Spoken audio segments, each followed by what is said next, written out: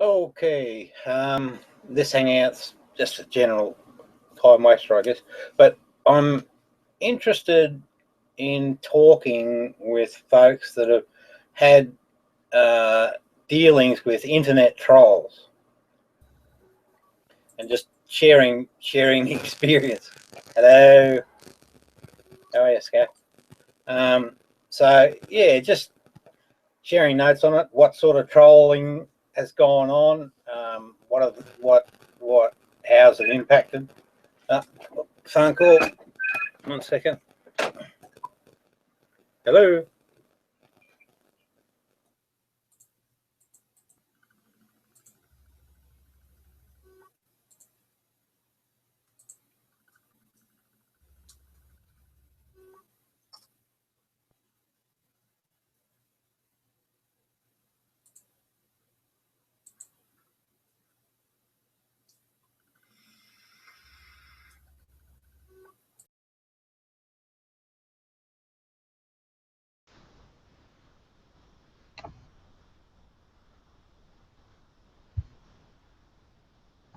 Hey, Rob.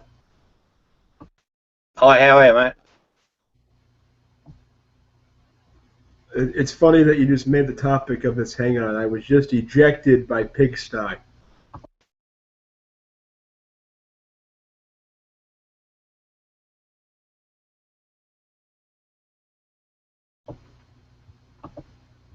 I think what needs to be analyzed here is the intrinsic um, satisfaction that these troll personalities seem to get by convoluting a perfectly um, rational platforms such as Google Hangouts to have conducive conversations about relevant geopolitical topics.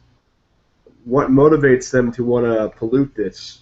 What is intrinsically behind their innate nature to want to troll and ruin the depth of conversation? That's the central question. Yeah, and I actually asked Di a question, about his motivation, and his response, and it makes sense to me because it's the ego mind. His response was that they're bored. It's out of boredom, and and this is not necessarily how they are. So they're not necessarily intellectually well endowed, so to speak, but they have a perception that they are intellectually well endowed, and the boredom drives them to want to troll. That's their entertainment, It's it's the game they play, and they definitely get a buzz out of getting reactions. And I suppose over time they learn ever more cunning ways to, get under people's skin. Because let's face it, they're dealing with firstly innocent victims, and they know the reaction. So over time, they get a lot of experience, and they get actually quite good at it. I mean, Bulldog is quite good. I prefer to call it rat cunning. He's quite good at, stirring things up a bit. Now, with Sty, I thought maybe, it's been a while since I'd run across him. I thought maybe the guy's, had a change of heart, because that's the kind of person I'm interested in. If I can get a hold of a person that's been a troll and then has stepped out of that, they would be an extremely interesting individual to have a chat to. Because they would explain a lot of the mechanics. And they may even be able to explain, well, like religion, right? So far, what I've learned is that when a person moves out of a religion to an atheist position, it's usually done off their own volition or their own inquiry, more than anything else. It's sort of like they wake up. This doesn't make sense. they poke around here, they poke around there, and eventually they come to a conclusion that, it is nonsense. And so I'm sure that there are people that have trolled, and it'd be just interesting if we could get a hold of a person that's sort of been there, done that, and no longer partakes in trolling.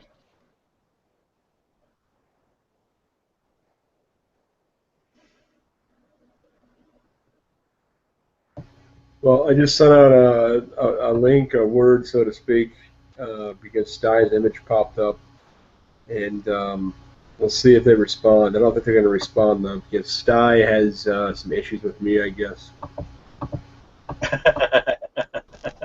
Well, don't worry about it, mate. He's the one at fault. Now, another interesting thing, Stei made an admission, which tells me that he's more of a mature person, because I think this is very much an issue of immaturity. He made an admission that he's an alcoholic, and he sounded like he was drunk. So I thought, well, that's interesting. I wonder if that's part of the profile as well.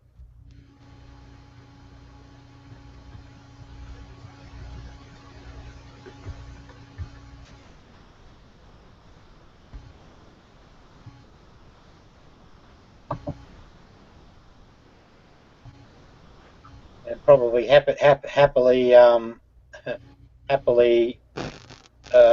stroking each other's egos at the moment.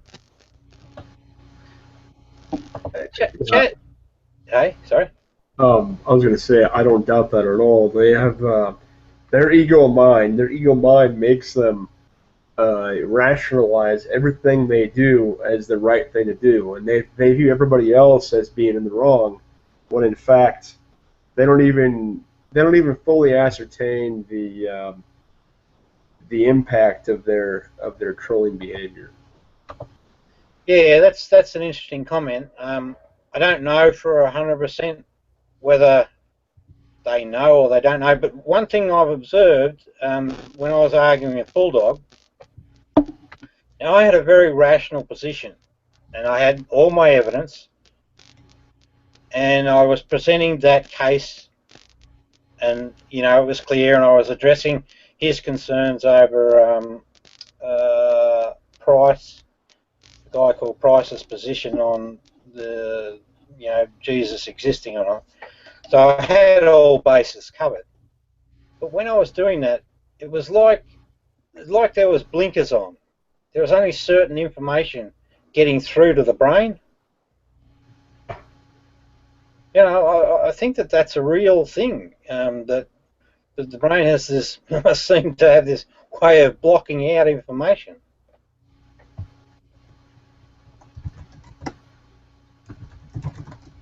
And so then I wonder, is there a bizarrely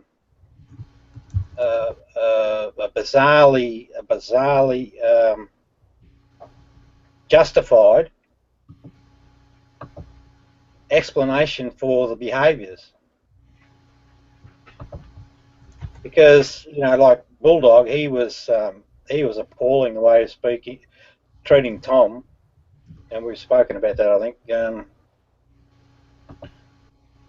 I mean, it was really low stuff, absolutely cruel bullying. And that's the word. Bullying is the word.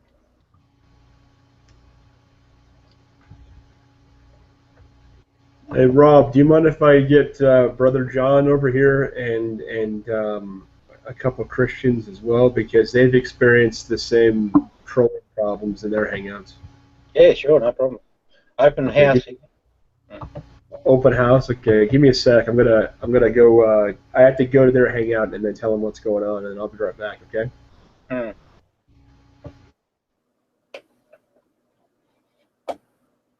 Okay, so yes, the problem is, where do you see topic?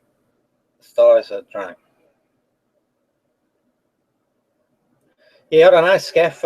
He said it. He said he's an alcoholic. So, his words. Yeah,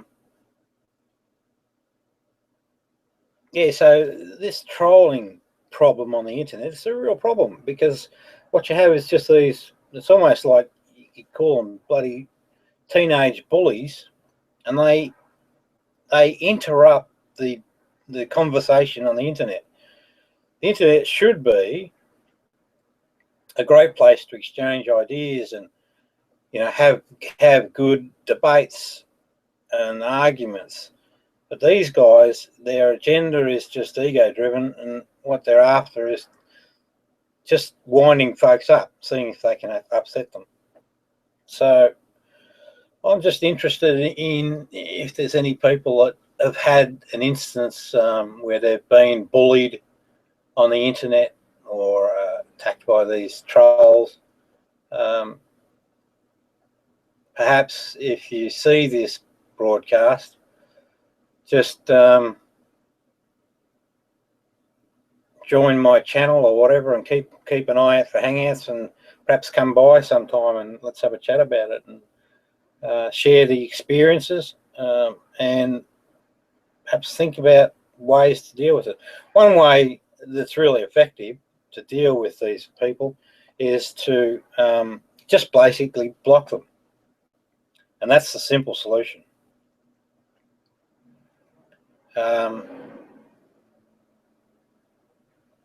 And maybe at the end of the day, really, that's probably just run them out of town, put them out of business just by basically blocking them. But it might be worthwhile having a discussion and getting a bit more of a clear statement on what these trolls are, so that people could be keep their eyes open and be alert for these types of behaviours. They're pretty common. So they seem to all behave very similarly. Schoolyard or junior level bullying would be the way I'd. So there's a lot of immaturity about them. Lots of lying. One of the targets, one of the ways that they'll try and get under your skin is by attacking your credibility and then working that. What else do they get up to? They might do something, and then, and this seems to be a common little strategy. They will create some scenario, and then basically question. You'll report that scenario as you witness it, but they'll call it into question. So the aim being to get you to doubt yourself. What else do they do?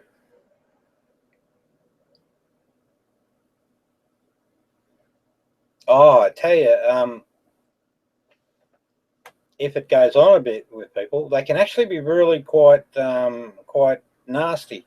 There's a guy that I had met online, and he was a recovering addict and had been in prison, etc. But he was open about that. He was honest about his predicament.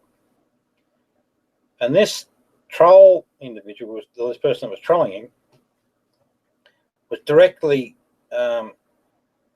attacking his, hey Chaz, directly attacking this guy's person, but so he's calling him a criminal and all of the rest of it. Now the guy's, you know, trying not to be. He's trying to get off the drugs. He was also calling him out for being a junkie, and that he's itching to get his next fix. Those sort of things from a guy that's really trying and had a daughter. The guy had a daughter. You know, they make a tough life harder. So it was terrible things that they get up to. Absolute shockers. Yeah, anyway, Chaz. Got any clues in stopping internet trolls? Well, the thing is, There is no way to stop it, and especially what you call trolling, this very broad um, assertion you make about anybody who disagrees with you in any way. No, that's incorrect. But anyway, let's not argue that point. Let's see Well, I your. mean, Rob, I Let's, can argue that you're a troll. I mean, yeah, you but I'm not. after kick. Well, no, there's a live hangout on the internet where Yeah. Styzer joined and you immediately kicked him. Later, you then joined Sty's live hangout, yeah? Yeah. And then, at the end of that, you've just made this live hangout. Yeah, that's right.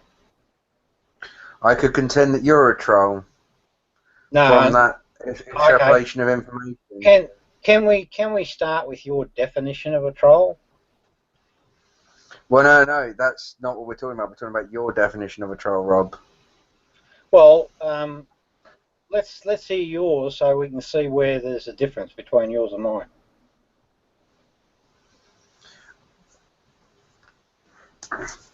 Right. My definition of a troll, yeah, is somebody who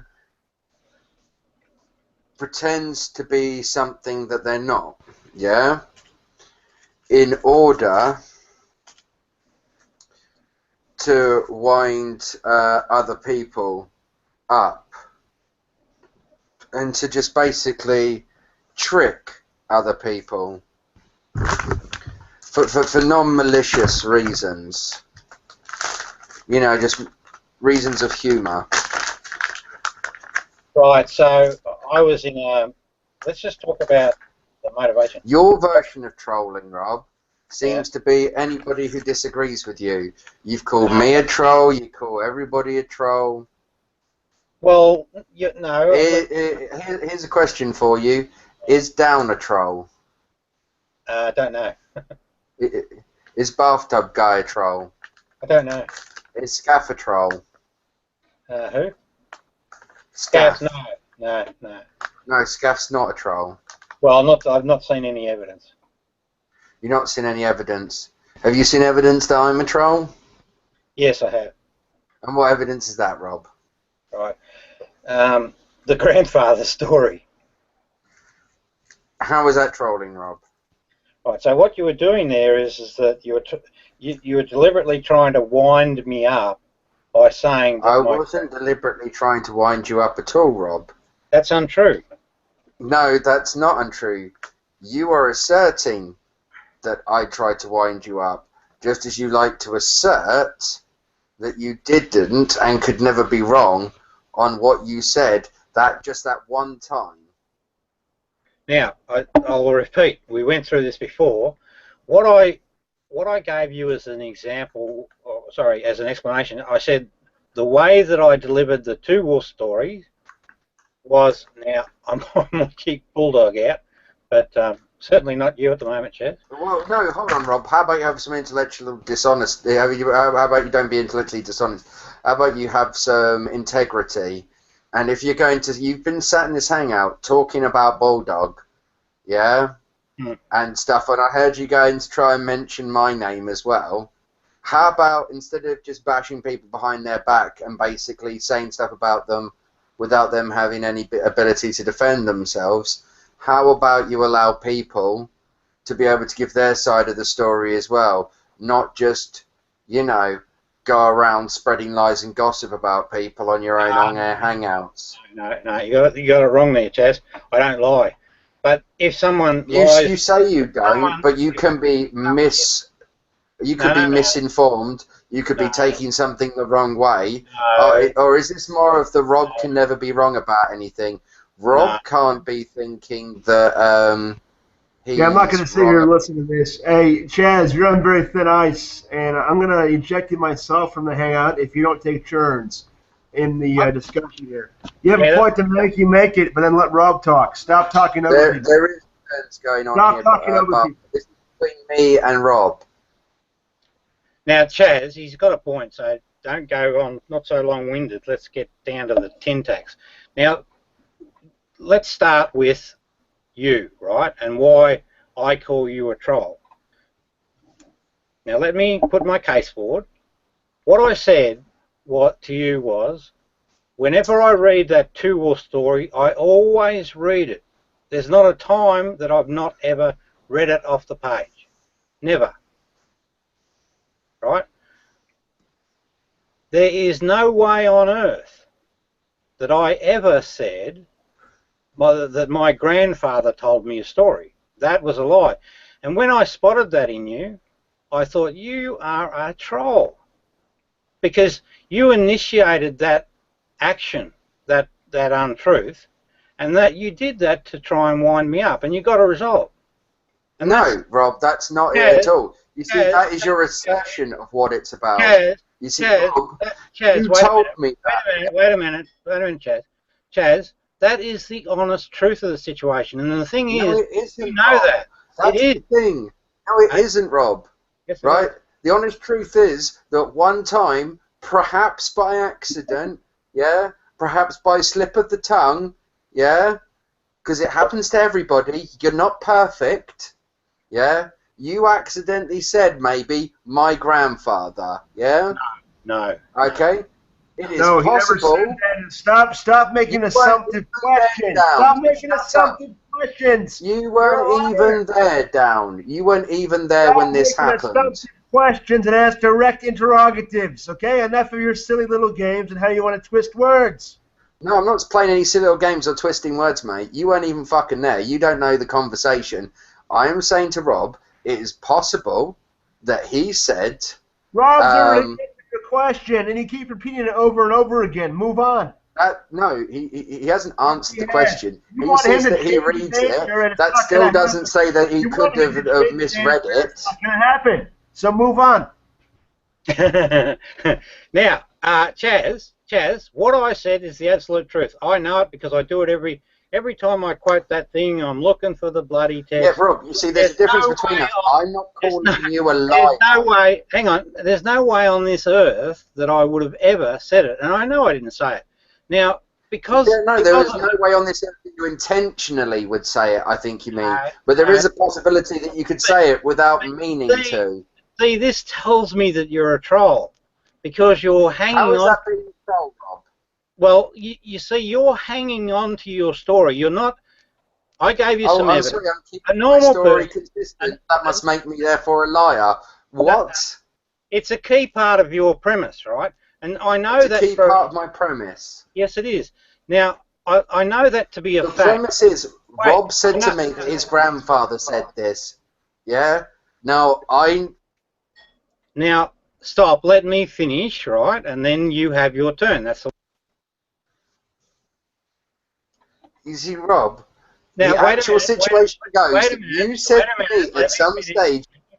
Let me finish. I'm trying not to boot you out. The fact is, Rob, you said this, you may not have meant to, and that is it. We can just move along, yeah? No. The fact is, the problem I have with you, Rob, is the fact that you're sat here trying to be like, no, I'm perfect. I could never do anything wrong. I could never be wrong about anything. There's no possible way that in reading it I might have accidentally missaid something. Rob never said that he's right about everything, and you're doing assumptives again. Stop the assumptives. I'm not doing assumptives. Stop the assumptives, because he's not going to change. There are no assumptives in that statement. Now, wait a minute. We've just wrapped this up, and then we'll move on to the next point. But to wrap it up, I know, without a shadow of doubt, that you're actually trolling and that you've got ill intent. And no, you don't, Rob. You are asserting these things. Let me explain. I want to offer an explanation. Right? So, I know that to be true because of this, right? Firstly, I offered a rational, reasonable explanation, which you don't know whether it's right or wrong. It still doesn't preclude you saying something. Let me finish. Stop interrupting. I offered a reasonable, rational explanation of why you offered an excuse. No. Yes, you did. Okay, I explained to you. Right, Rob, did you or did you not say, I read it every single time, therefore I couldn't have said it wrong? Is that, or is that not the whole basis of your argument? A normal person would Is that say or is that not the basis of your argument, Rob? a normal person. Is that or is that not the basis of your argument, Rob? A normal person would Is that say. or is that not the basis of your argument, Rob? Is or is it not the? Yeah. So a normal person, what they would say is, "Oh, okay, Rob, I don't have any better evidence." Rob, It is is you the whole that- crux of your argument basically that you read it, yeah, therefore you couldn't have got it wrong. Correct. Correct. Now, isn't there also a preclusion that people who, whilst reading something, can accidentally say something wrong? All right, well, let's compare the two. Let's get the actual quote that I read off, and I only ever go back to the same one, same location. Rob, do you not see how that would also still not disprove this? Let's read The question quote. is not what the original source material says. Let's The question is, can Rob Beasley Hang have on. possibly, whilst reading it, said the wrong thing by... Now, Chaz, last warning, let me have a speak and present my evidence, and then you can interrupt. I just want you to answer one simple question. Now, here's You seem to be avoiding that question. well, I want to know why, Rob. I promise you I won't avoid it, but just let's get this out of the road. Okay, then answer the question. No, let's get this out of the road. So, what we've got, this is the quote, right? As written.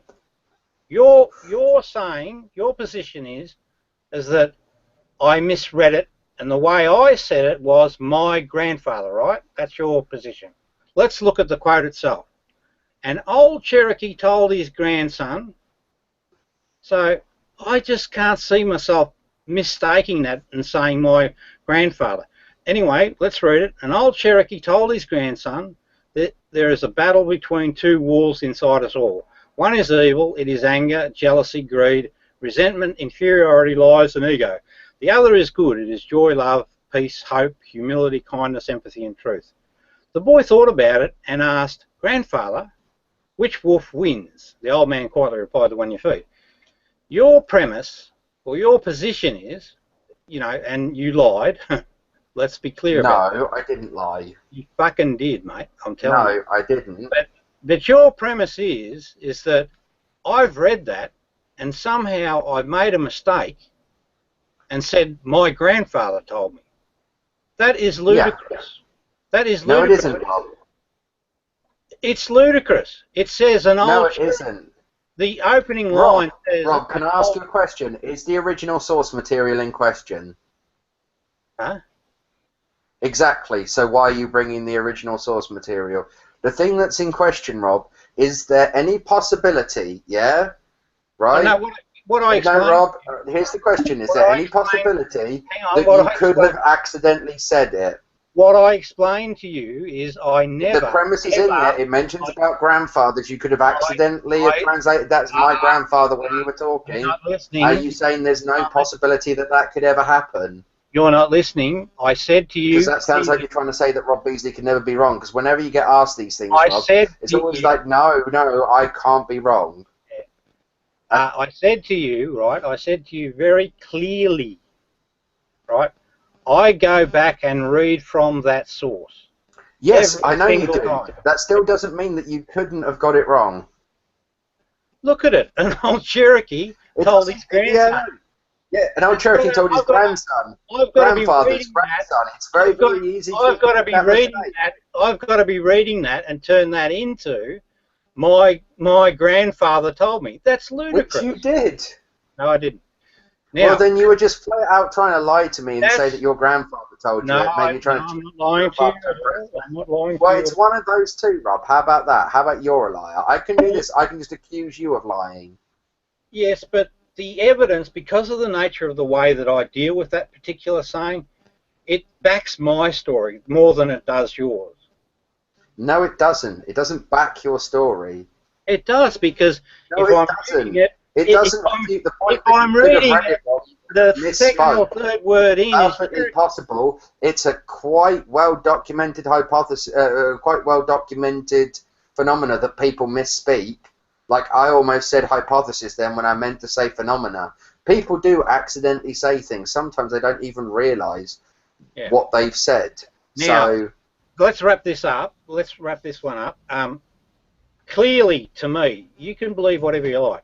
Clearly, to me, you are still a troll. I'm not a troll, Rob. I'm just disagreeing troll. with you. But this is the thing, Rob. Anybody who disagrees with you, anybody who just doesn't sit there and say, yes, Rob, no, Rob, 3 bags full, Rob, yeah, and agree with you, is a troll. No, Anybody, someone that lies and tries to undermine an person's confidence is a troll. I'm sorry, that's not what a troll is. Well, you are. That's you. I'm not trying to undermine your confidence. Yes, I'm telling you flat out that you said something to me in a hangout, yeah? And I'm fully. I'm not saying that you were a liar. I'm saying to you that that's a lie. I'm just saying you may have misspoke the first time you told me that, but you did misspeak. And it's perfectly. I don't see how you're not able to just go, yeah, actually, you know what? I might have misspoke. It is possible. Is it possible? If I did say that, that's not what I meant to say. I meant to say about this Cherokee's grandfather told him. I didn't mean to say this Cherokee. I can't, Rob, I can't handle this. You're giving me a headache, Chaswell. You're repeating the same thing over and over again until Rob changes his answer. Now, no, I'm just explaining my position. So we're done with this issue. I'm going to kick you out myself. I mean, this is boring as fuck to me. You're repeating the same thing over and over again that you were repeating 2 hours earlier. That's because Rob keeps on trying to assert the same thing himself. For an hour. Is there a reason that you have tunnel vision on this one particular issue? Why do you have tunnel vision on this one thing? Why do you got to repeat it over and over and over and over and over and over and over and over and over and over and over and over and over and over and over, and it's not stopping. You're still repeating yourself for over 3 hours. Yes, because Rob keeps on repeating the same nonsense. Nobody cares. Just leave. Yeah, but anyway, I just want to wrap it up by saying, Chaz, you are a fucking troll. No question in my mind. Anyway, so you're just going to sit there and just make assertions about people's character, which are unfounded enough. Yeah. I'll happily do it. But yeah, okay, so Rob. Hey? What? Rob, you just admitted. Hey? Rob, you just admitted your... But the point is, isn't it possible that you misheard? Mr. Perfect, or do you have to be perfect? Isn't it possible that you misheard? And then you made this whole story up in your head? Could it be possible I misheard? Maybe, but I remember you clearly saying it. But I say equally that I'm very clear of what I do, and I never said it.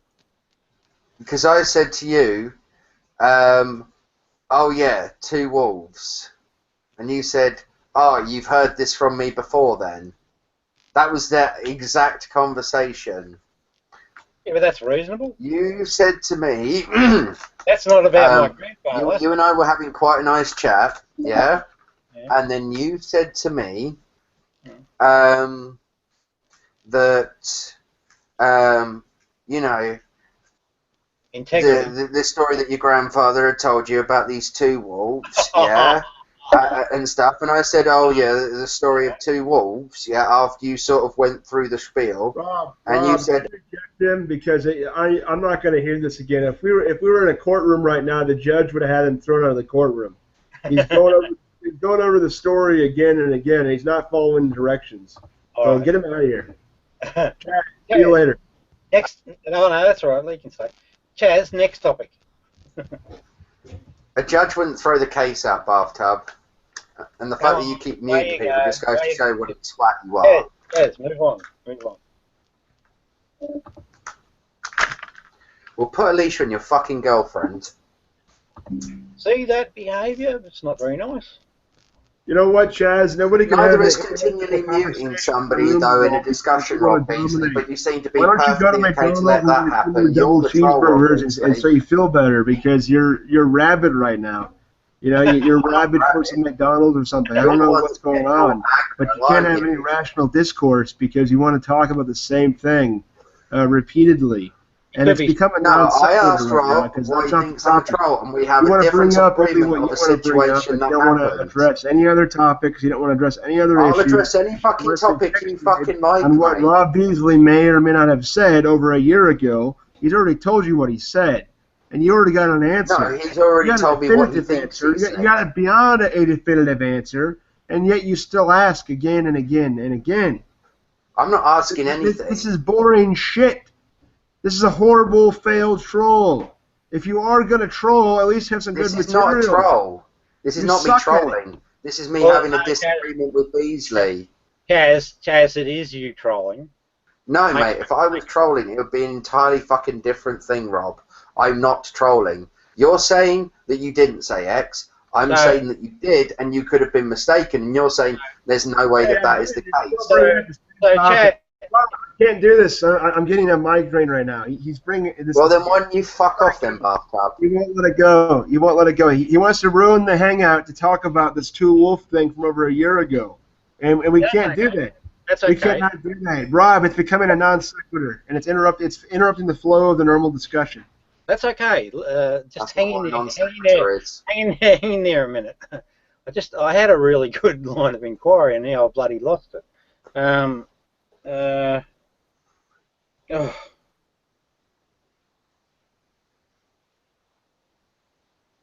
Chaz. Yeah. Now, something I heard there made me think that you are a troll in other circumstances, although in your mind this is not trolling. Would that be true? Do you troll people? Pardon? Question. Not really. I sometimes in some situations I mock people when they're being stupid. Yeah, but so why do you do that? Well, no, sometimes I just show people the absurdity to what they say. You don't do... so do you know Tom at all? Tom? Tom who? He's a person that's a recovering drug addict, and he's had a... You're talking about Tomato? I don't know. Sorry.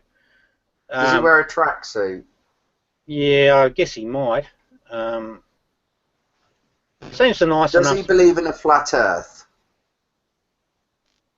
I don't think so. We didn't get to that. Or, well, I don't know, actually, because we didn't talk about that. I don't know. There are lots of people called Tom, Rob. I've met a few. All right. But anyway, this guy... Does Johnny May know them? Yeah, that's right, he does. Then it's probably Tomato. Yes, I do. Yeah. And Tomato will tell you that I'm a sound guy, Rob. It's funny that, isn't it? Well, I'd love to have a chat to him about it and get the three of us in a room. But what was happening, John May was trolling Tommy Ardo. And, you know, I found it rather disgusting, really, because the guy's got, he struggles to keep off the drugs, I think. And he's got a young daughter, and he's just trying to get it together and all the rest of it. And bloody Bulldog was crucifying him, calling him an ex-con or a con, and he was basically saying you're hanging out for your next fix. Appalling stuff. That's the kind of thing that I call trolling. And I find it obnoxious. But what does Johnny May's behaviour have to do with me, Rob? The similarity is this. It's basically the lie, you know. You have a conversation with someone and you knowingly put out a lie. Rob, if I was going to put out a lie about you, I'd put out something much juicier. That you're a paedophile, or that you've done this, or you've done that, yeah? Something which is fucking far worse than one time in a hangout you said this. Have you done that? And I certainly wouldn't sit there and go, you possibly might have misspoke. That is me being a genial bloke and just saying, Rob, you once said this to me in a hangout. I don't think you meant to say it. You're the one that's making a big issue out of this whole thing. No, you are. I gave you my No, I'm not. point. That's the point.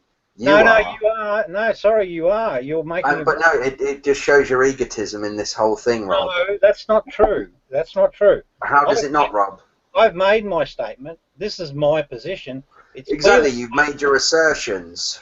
clearly Well, stated. that's all you do is you make assertions. No, I don't. I give you evidence. I showed No, you. you don't. You give us circumstantial nonsense and just It's not acclamations of it not being the case. No, I showed you. Okay, Rob, I'm going to ask you a question now, and I want you to listen very carefully to the question being asked. No, you're diverting away from the point. You're diverting away from the point. I'm not diverting away from the point. This is the whole point of the point. Let me...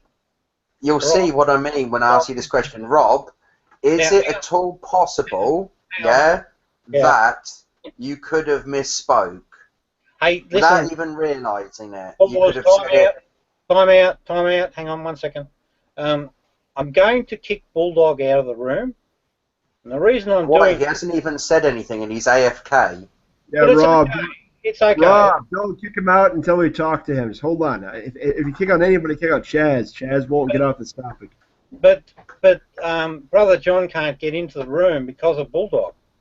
Oh, why can't Brother John get into the hangout? Who has who blocked? Yeah, go ahead, kick him then. Kick Bulldog. Eject. Yeah. So I don't. I try to avoid blocking, but hang on. I'll just give him a link. Yeah. So I gave you good evidence, or a good case for my side of the argument, because there's a disagreement, right? At the end of the day, we've got to learn to accept one or the other and move on. No, Rob, this is what you've given me so far. This is what you've given me so far. No, just hear me out on this, Rob. This is what you've given me thus far on this situation, yeah? Yeah. I don't think I misspoke. I don't think I would have done that because I read the quote, yeah? And so therefore I doubt I would have misspoke. My point. Okay, seriously, just shut up. Start a new topic. Hey? I don't want to hear this. I don't want to hear about Rob Beasley and what he said or didn't say. Nobody cares. Start a new topic. All right, new topic. I'm sorry, does he control your hangouts, Rob? Oh, well, I like to respect him. Yeah, but he's just, it's just whatever he says at the moment, isn't it, Rob? Yeah, but look at... He's going to sit there and keep ruining your hangouts, muting people, derailing the conversations that you're having with people. Yeah. I mean, how are you going to have conversations with like Muslims and Christians like you want to? That's the thing, though, because you're a troll. That's what you do as a troll. You do all of those things, and then you try to project it. You think you're going to have Christians in here while he's doing all of this stuff to people? This is a grade A study in trolling. Mate. They're just all of the Christians. Of trolling the room, then he accuses them of causing the problems. It's that ego mind, Rob. Yeah, well, that's Rob, true. are you just going to listen to this guy feeding you bullshit? No, he's making sense. See, the thing is, if you look at... No, he's really not, Rob. He's just talking out his arse. Are you going to really have him in here, right, Rob, when Christians are in here, and you're trying to talk to them, and they're trying to give their opinions, and he's just going to sit there and keep muting them? Are you really going to have that going on? Because that's not intellectually honest. Chaz, just slow down. If you were in... if any group of people were in this room right now, they would all, in one voice, say, we're sick of this single argument going on and on. So it's not unreasonable for Down Bathtub to actually say what he's saying. It's quite reasonable. I quite understand it. It's just going on and on and on and on and on. So let's move on. What do we talk about now? Now, unfortunately, we lost Bulldog, and we haven't gained Brother John. I've given him the link. Down. I'll put the link in the side window, and maybe you can hunt him down. There it is. That's the link. Yeah. Anyway, Chaz, what else is news? Oh, you said something interesting, Chaz, about about if I wanted to, there were X and Y and Z other things that you would do to troll me, you know, of a higher order. Have you done that to other people? I just told you I don't really troll, but Oh, yes I or no? will sometimes mock somebody and show them the absurdity of their point. I will sort of, in some ways, do something that could be vaguely, very, very vaguely classed as trolling, but it's only with somebody once the conversation has completely gone off the rails. And so, why do you do that? I mean, I don't. Because sometimes you try and have a conversation with somebody, and there are people who just don't want to listen, or who just want to disrupt the conversation that's going on, or you know, there is just no conversation with the person because they're so completely fucking stupid. So the only thing left there is just to mock them for the way they're being. Yeah, well, see, my version, see, that I would treat as, you know, people being people, but they cross the line when it becomes a little bit more personal, and you know, family photos start appearing on the internet, and all these other little events. Yeah, but didn't you share people's photos on the internet, Rob? Not that I can recollect. I remember a hangout where you were showing photos of people that your wife used to work for, and like having a rant about how they're bastards, and you were just basically slagging all these people off behind their back in a hangout. I don't remember that, but I don't discount it as a possibility because my wife works for an organisation that I used to work for. So Rob, by the way, did you ever get diagnosed with Asperger's? No. Oh, no, sorry, I actually did get tested, and I am on the high end of A scale. You're on the autism scale, but not the Asperger's scale. Oh, I don't Is know. that what you're saying? Can't remember now. Hey, Rob, speaking of your former employer, did your former employer give you redundancy? No. Okay, well then Rob has every reason to be pissed off at his former employer, so I'm gonna back Rob on that one. Yeah, but does he deserve redundancy from that employer? Was he entitled to it? Yeah, he is. He won an award back in 2012 for his teamwork that they did in integrating their new system into the work environment. Yeah, but does his contract on termination state that he is entitled to? Does the law state that he's entitled to it? I don't think Rob. Other things. I don't think Rob. Rob was not terminated. Rob was not terminated. So again, stop assuming. Actually, I didn't say he was terminated. I said when the contract was terminated. I didn't say he was terminated.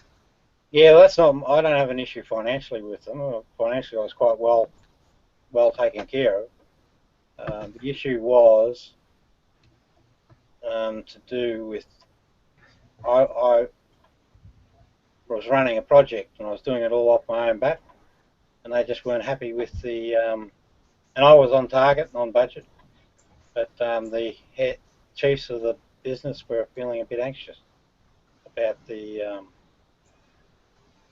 their exposure, probably more than anything else. I was quite comfortable, but you know, that's what exposure was that, Rob? To the project failing. So the project failed, did it? No, it did not. It was on target and on time. Budget. Why wasn't it a success, Rob? Oh, I don't know. You'll have to ask them. Well, there must be some reason.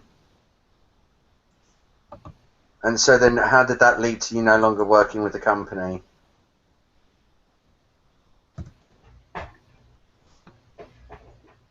The contract was finished. So the contract had ended. Yeah. Was there like, did they say that's the end of our business with you, and you know, Yep. That's it. conclude business? Yeah. Yeah. And then what? That was just it. So what issue do you really have with the company? Isn't that just the nature of business?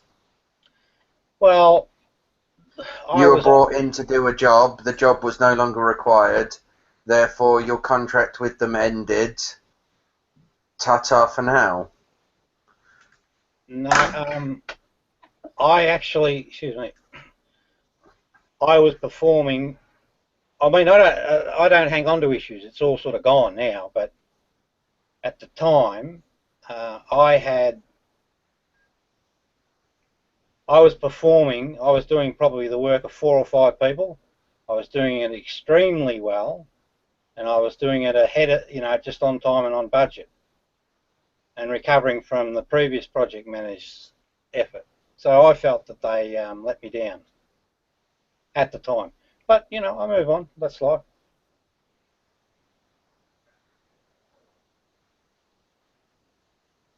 So were you in the wrong in any way?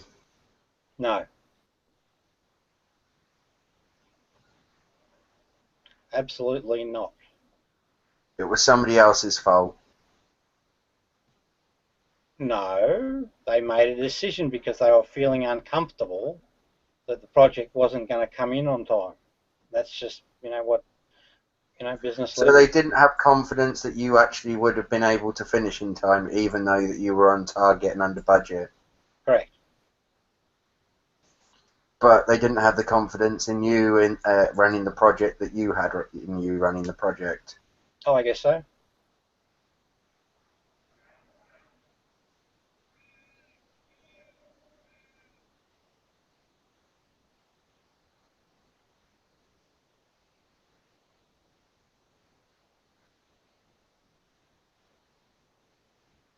What's going through your mind there, Chaz? What do you mean? I don't know, just a question. What are you thinking? Just asking. No, the question was, what are you thinking at the moment? Not really thinking of anything. I asked you a question, you gave me your answer. I Is that therefore no longer had to think. okay? Is that an honest answer? Yeah. Okay.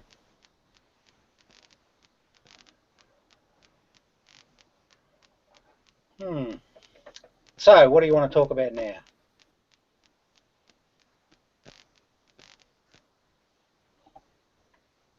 Do you work? Yeah? What do you do? You're live, by the way. Yeah, I know. I don't really wish to discuss what I do for a job on the internet. Because you don't know what all manner of weirdos will do with that information. Yeah, well, that's right. And that's the one thing you shouldn't fuck with is people's work. Yes, no doubt that the creative minds of Bulldogs and Co will create some sort of havoc for me. But it is what it is. So, what do you think? What do you think of Tom? What, Tomato? Yeah. I know I've only met him a few times. What do you think of people that have been in prison and on drugs?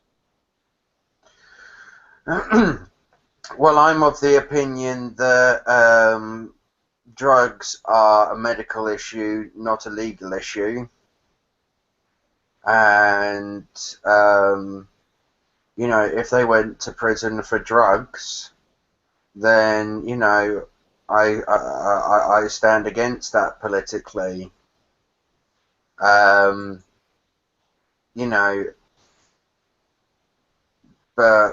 other than that, nothing really. If you've gone to prison for something and you've done your time, yeah, and you regret the actions that you took, then I believe you deserve a second chance. But there are some people who are just, incapable of that. There are some people. Prison should be there for the worst of the worst, yeah. Yep. It should be a place to keep those who can't function in society away from society. And for some people, unfortunately, that is indefinitely. Who would be much better helped if there was a kind of like a prison meets hospital sort of situation with like an asylum type thing, where a lot more study could be done on, you know, criminals of variant types to sort of understand the nature of criminality a lot better. Yeah. So next time that you're in a room with Tom and Bulldog, if they're in the same room, just pay close attention to the behaviour. Now that I've said it, maybe it won't happen, I don't know, but just have a bit of a close, because yeah. I mean, Tom, in my mind, just on first meeting, seemed a reasonable sort of character, and he's just speaking squarely about his life and, you know, the struggles, etc. Didn't seem to be dishonest in any sort of way, shape or form, and Bulldog just gave him an absolute bathing of his intellectual brilliance, so to speak, and he was, you know, really just agitating, doing all the agitation stuff. And I think that's appalling. You know, if a bloke's on the down and out, you want to encourage him, build him up. You don't try and play. And see, that to me is trolling at its maximum worst. You know, like a bully. That's the way we were describing it before. An absolute bully behaviour. So you've never seen that in Bulldog? Seen what in Bulldog, sorry? Bullying behaviour. Not really. Maybe he's keeps himself well behaved in front of the group. It's truly an interesting phenomenon. Now, have you read the Book of Daniel? Not cover to cover. What do you know about it? Anything at all? Not really a great deal. I mean, this is something that I don't hugely invest a huge amount of my time in. There are far more better things to concern oneself with. Yeah, and that's probably true of most people, even the Christians themselves. I mean, if you ask them, they have the spun version of this Book of Daniel, and I don't know, I reckon it offers one of the best opportunities to point out, you know, a fabrication. The simple story is that the prophecies all occurred up to 160 BC, and then it was written after that. So you got fabrication of prophecy. To me, that's a strong argument.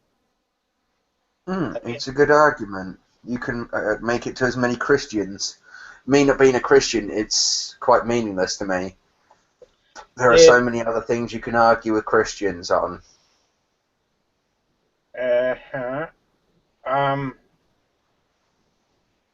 True, but you get the same scenario that I deal with Bulldog and yourself, where we can't seem to get to the true story. What do you mean? All right. As soon as you're making more assertions about me. Yes. I still am, because I just know that you... You just know. Is this the same way, Rob, that Christians just know that they had a personal revelation with God? No, it's not. It's not the same, because I'm dealing with the real world. I know that I always read that... I had doubts, right? You put bloody doubt in there, but as soon as I recognised or remembered that I always read it, and then when I looked at it, there's no way known I turned that into my grandfather said. So I just know that.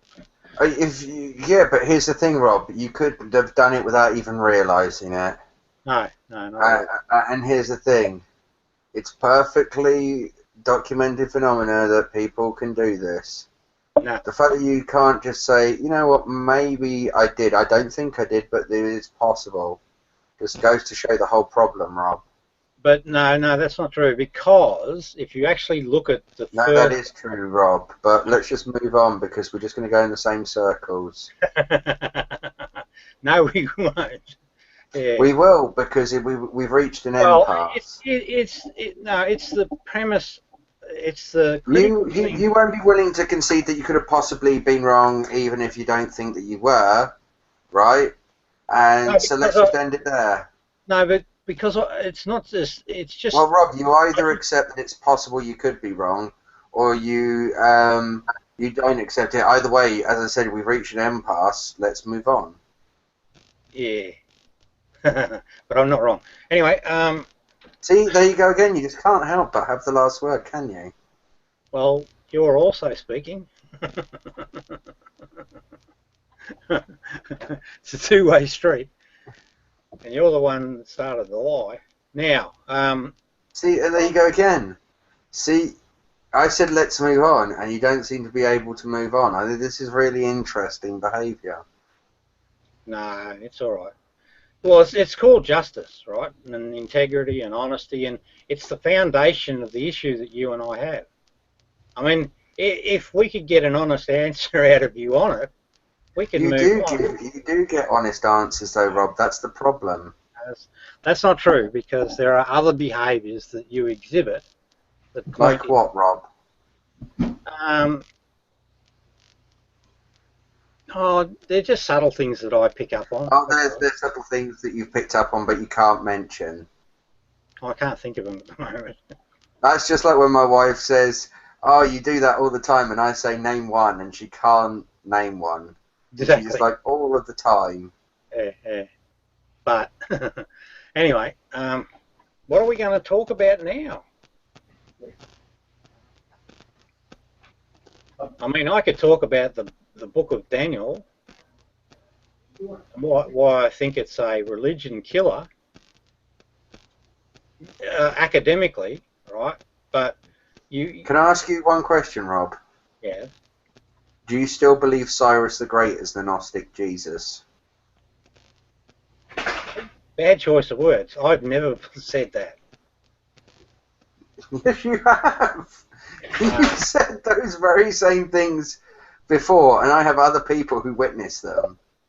Yes, but you'd be bringing in your troll mates. I wouldn't be bringing in troll mates. I'd be bringing in people who were in the hangout who heard exactly what you said. I'll explain. I would have never said that. I know perfectly well who Cyrus the Great is. I know his history. I know his involvement in the fabrication of prophecy, the book of Isaiah. I know about him taking over Babylon. He's dead. Oh, he is. Well, I wouldn't expect him to be alive. He is. Perhaps you're right, and perhaps this is what you're referring to. He is the original Messiah. This is the Messiah concept came from the book of Isaiah. You see that this Cyrus is called the Anointed One. So the whole idea, I think, of the returning of this Messiah possibly tracks back to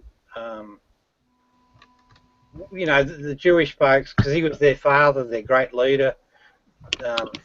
You referred to him as the Gnostic Jesus. No, that would be a lie. Not true. No, it wouldn't. Those would be the words that you used. No, that's incorrect. Now, you called Cyrus the Great the Gnostic Jesus in a hangout. Now, I'm going to tell you, Kaz, 2 months ago. Kaz, I'm going to tell you again. Sorry to do this, but again, you're lying, and this is the trolling behaviour. Is it not? You actually flat out said that. I have other people who no way that I would say that. It doesn't work. Yes, it does work. Because you fucking said it, Rob. I think 80 is in the room at the time when you said it. So, Chaz, I'm just wondering.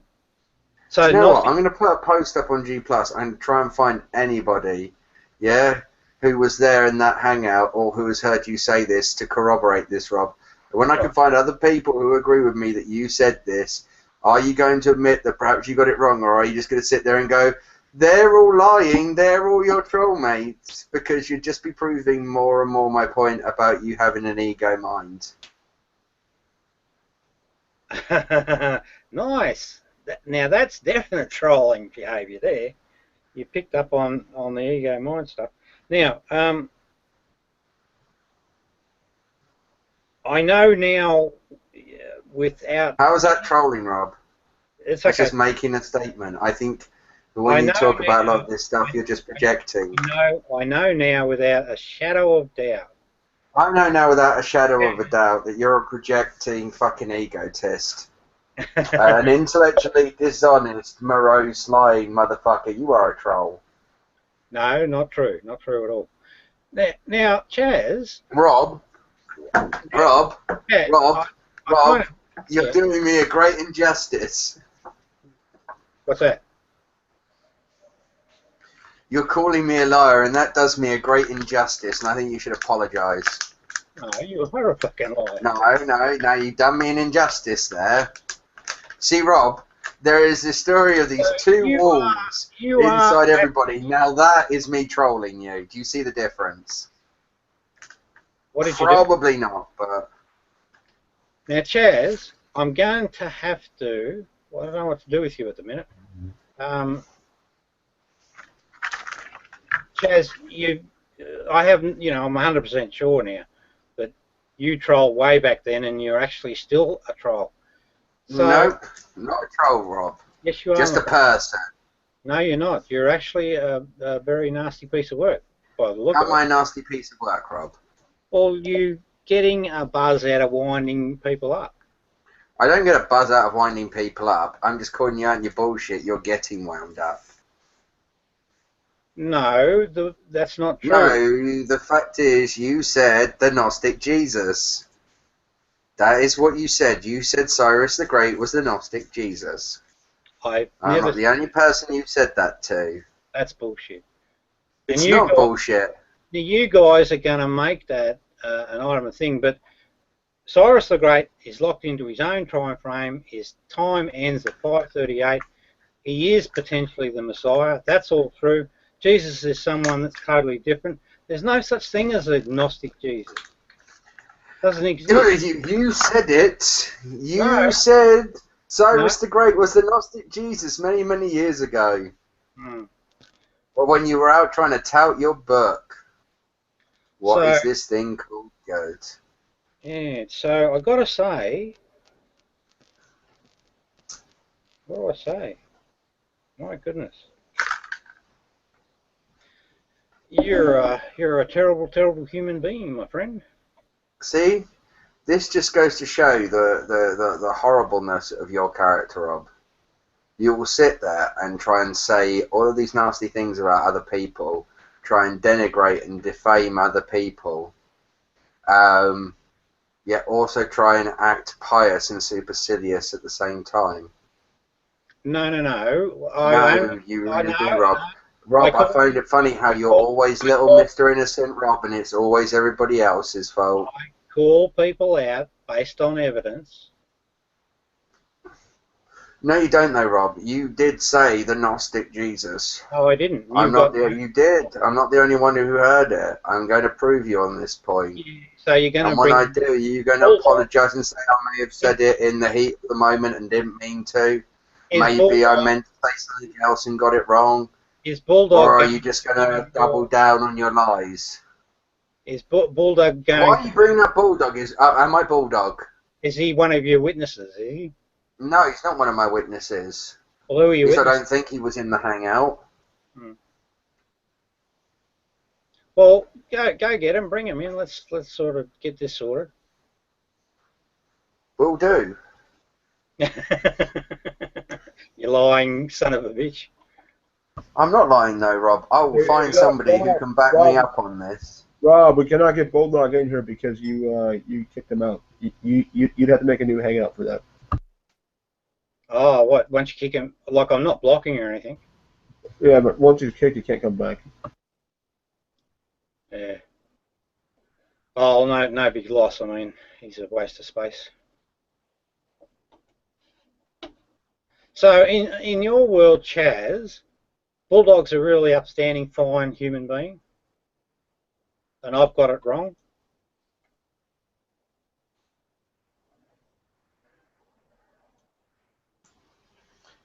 How can I answer your questions if a down keeps muting me? I don't know. You're talking now, so talk away. Yeah, no, I've never had a problem with him. He's never done anything to me. No, no, but your assessment of him is he a good person? I assume so. I've never had, as I said, I've never had a reason to think Hang on, anything of him. He's always been a nice bloke to me, so... Yeah, if you ask me a question about someone, like if you ask me a question about you, I'd say, no, he's not, that he does trolling, and I don't know why. Yeah, you see, no, Rob, but that's you making up lies about me. Well, yeah, but it's just that I can assume, if you all say that about me, how untrue could the things you say about John May be? I've I've got you on that one a bit now, haven't I? The cogs are turning on that one. No, I was just thinking about what I actually want to disclose to you about those guys. Probably nothing at the minute, but what I'm saying to you is that I make a judgment call on what I witness, what's evidence, right? If I defend myself, I will do my best to give evidence in return. And I make those calls reasonably quickly. I don't hesitate. So if you ask me something about someone, what do I think of them, I'll just tell you straight up. But you, in your response, you're sort of hesitant. You had to sort of give some second thoughts, and you couldn't just say, oh, yes, he is. He's really good. And that tells me, they're the telltale signs. No, I'm sorry, you're trying to make something out of what I say that isn't there. Hey, Rob, I'm sorry to interrupt you guys, but Rob, this is Patrick Festa. Have you spoken to him before? Is Patrick, Hey. oh yeah, Patrick's from the States, I think. Right. That's me. How you doing? Hey, okay then. So what do you get up to, Patrick? I'm into the solar system, you know, into science, and I'm an atheist.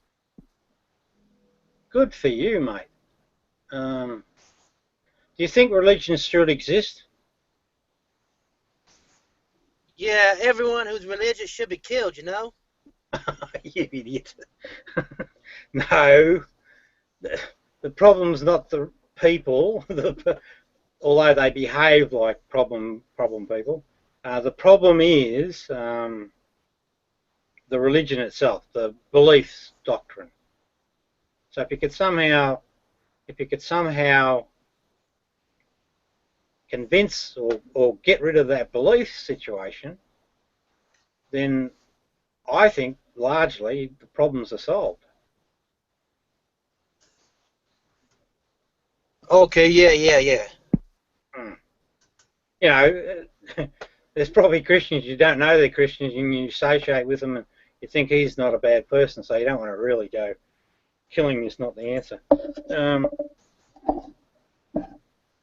So why did you say solar system? What's the thing about the solar system? It's beautiful, you know? It's the solar system. Yeah, the thing I like about get out my telescope, you know, and fully extend it, look up to the sky and see Uranus and Pluto. Fair enough. Yeah, the thing I like about the universe is galaxies and the way they make that spiral shape. I find that fascinating. Yeah, it's beautiful. It's like a giant hole, you know? Well, like a bathtub hole, I suppose. You know, or the water going down the bathtub, it takes that shape. Same as a cyclone, same as a snail. Just an interesting pattern. So what have you been doing today? Nothing much tonight. Do you get on do you get on Google Plus often? Not very often, no. Uh-huh. Yeah, you wouldn't want to. It gets pretty boring, I think, sometimes. Write down. Yeah. Hmm. I don't know whether to bore you folks with my stuff.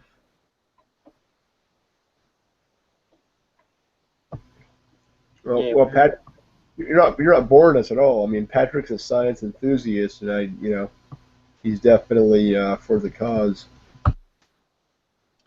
Yeah. Well, for me, Patrick, it's really um, I don't subscribe to the idea of live and let live sort of thing when it comes to religion. I'd like to see them Okay. destroyed. Just the Yeah, yeah, me too, you know. yeah. I think that'd be a really major step forward on our planet if we could somehow find a way. And to me, the way to do it is, and I don't know the precise way, but the fundamentals are that you've got to find a way to burst the belief bubble inside people's heads. And I agree. There's some kind of deconversion button, you know. All you got to do is press it, and they all become normal again, you know. exactly, yeah, exactly. That button would be worth gold. And it ties into the theme of this. So I was having a hangout on trolls. It ties in with the theme of this room. A troll, you know, my interpretation of a troll is someone with major ego issues, and they get around and bully folks and get a big kick out of it. So they've got wrong thinking going on in their head as well. So it's the same thing. And just to simplify it, just bring it back to this idea of a belief bubble. Hey, Brother John. Rob! Hello. Hey, Alright, Brother Rob, John. long time no hear. Yeah, how are you, mate? I'm very well. Yourself? Oh, I'm okay. I'm getting harassed by the trolls on the internet. Oh, what else is new? Come on, they're not going away. It's just on how you deal with them. Yeah, well, see, the thing is, I know how to deal with them. I just chop them off, There you go. and they don't exist anymore. But Yeah, don't take any of that crap, you know. but I'm intrigued by the phenomena. You know, I just am, and I'm because see, my big thing at the moment, John, is I was using the analogy of a belief bubble as a problem for humanity.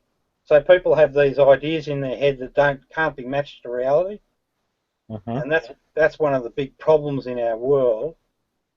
And so when I look at trolls, I think that they've got a belief bubble that's somehow got them misbehaving. You talk about ego. Oh, reality. What is reality? The big question. Yeah, I know the answer to that. But anyway, so my big thing at the moment is I'm trying to work out how do you destroy that belief. I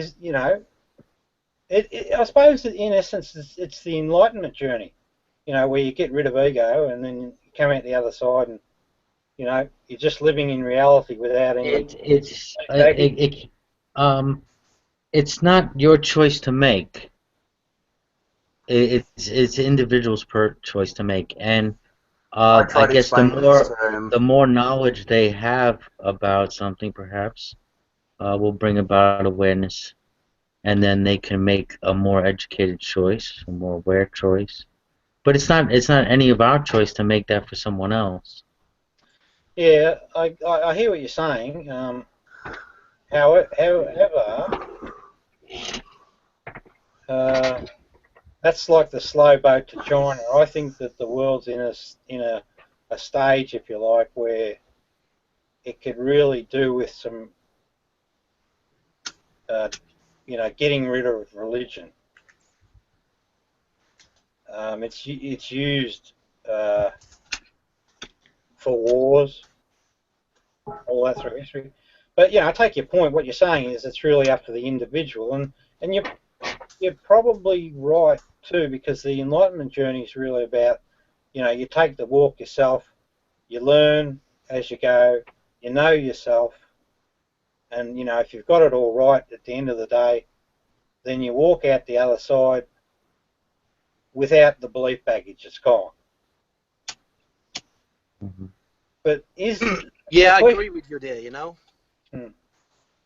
Is there a way of fast tracking that process? Of course it is. Everyone's just being lazy, You just got to press that button, like I said. Yeah, but what John's saying is that they'll, they have Excuse me, Rob. I'm sorry, Rob, but this person who's saying they're Patrick, that's not Patrick Festa. Yeah, it is, Brother John.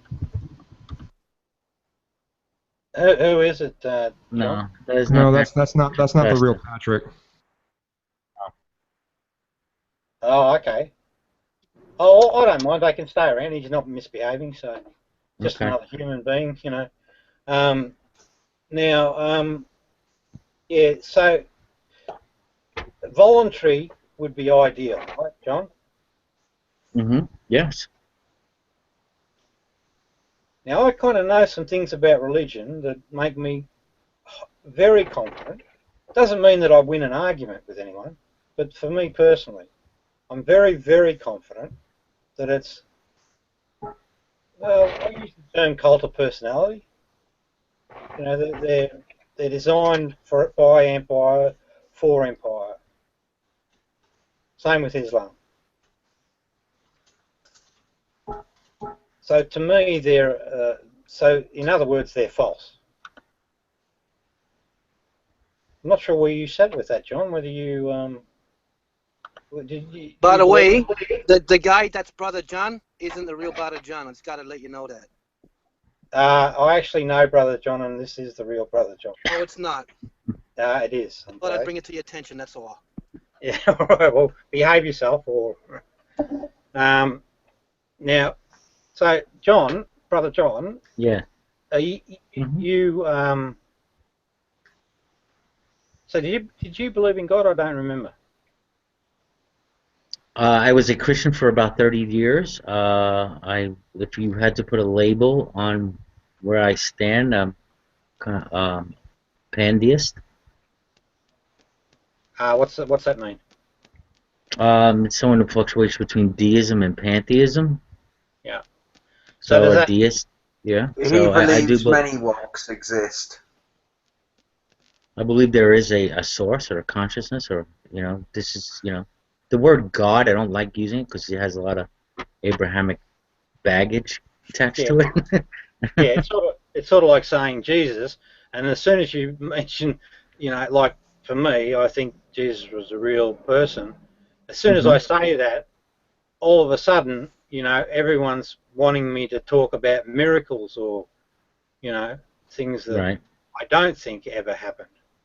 Okay.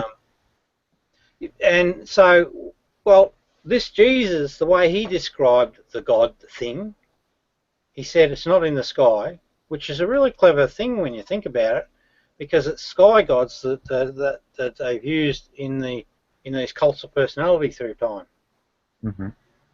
So he says, no, it's not there, but it's within you and it's without you. So he's sort of talking about an essence or you could give it the label nature. I could see that. I could resonate with that. Yeah. Yeah. I do. That makes a lot of sense to me. The nature of things. Just this is the way it is. This is the way it works. And egos are a bit of a problem for us. So. Yeah, so for me, and this is why I'm entertaining, And dogma feeds that ego. Can you explain that a bit, please? Well, dogma gives you a certain bit of control, or especially religious leaders. Dogma gives you control over the populace. If you can sway people to be fearful. Fear is a very powerful motivator, very useful in controlling people. So if you have, you know, the ability to persuade people that certain things are not done, an angry, wrathful God is going to zap you or send you to hell. Yeah. The way I look at that, John, is that event, what you're talking about there, is the birth of the belief bubble, the religious belief bubble that then inhibits, you know, the ego mind, if you like, of that individual, and you run into trouble with that mind when you confront it with reality. So, you know, those situations of cognitive dissonance where you confront some person that's living perhaps a lie or, you know, running a scam or whatever, and you confront them with reality, and when they're confronted, it doesn't mean that they convert over, you know, and realise their sins, but you get this tension, this tense moment or tense episode, and behaviours start to change in the individual, and they get a little erratic and carried away, and all of the well, you know, rest. religion provides in a lot of ways also a security blanket. It's like a security blanket. It's like a way of figuring out, you know, the world and what's life about. Kind of structures it, and so when you attempt to take that blanket away, they're gonna try to pull it back over them themselves. Absolutely. Yeah. But that in itself, the thing is to get over the fear and be able to let go of the blanket and still live a very good life. Oh, absolutely. Yeah, 100%. In fact, I would argue a better life. You know, particularly when you know yourself and you start to see the ego in play, because we all have it, I think. The ego at play, and you actually start to take control of that little beastie, and you know, you make better choices. You get better results. I mean, the fastest way you're thinking about getting rid of religion, I mean, it is in some way do it by force, and that's never worked.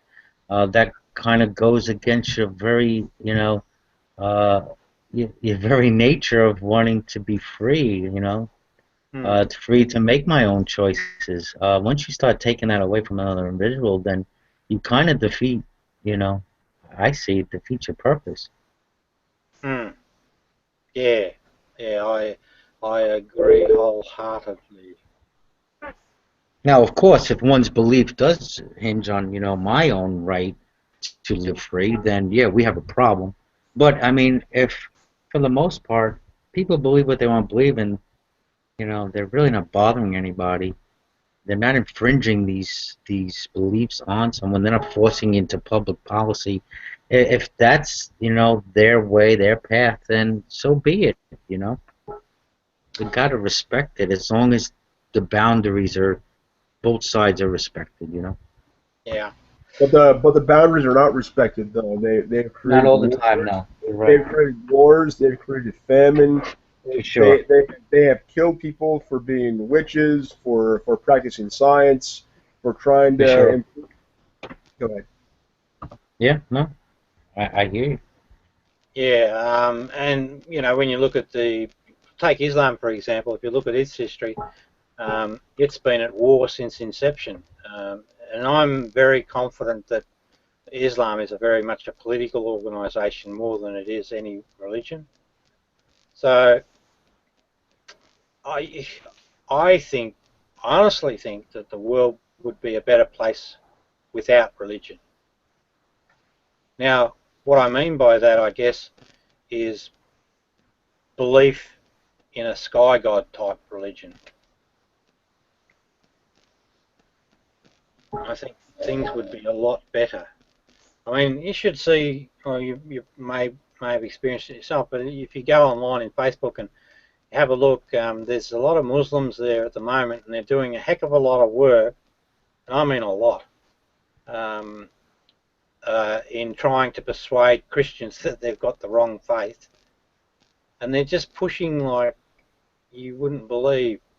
And I honestly think that that's possibly deliberate. You know, they're trying to grow the religion of Islam. They've got an agenda which, you know, they want to be number one.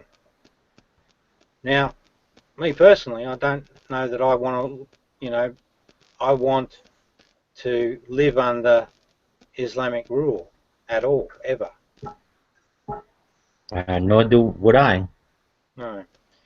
But I'm just get concerned that if we don't sort of, you know, have some better roadblocks on Islam, it's going to creep its way into things. Anyway, John, what have you been doing with yourself? Oh, see. I'm just working the grind. That's for one, you know. Keeping, you know. Food on the table? Keeping food on the table. Doing what I love doing, you know. Recently, a couple months ago, I bought myself a set of congas, so I've been playing those. Cool. It's been so I've been enjoying that. See. So it sounds like you've just been. So, would you consider yourself sort of at a happy place in terms of the spiritual journey?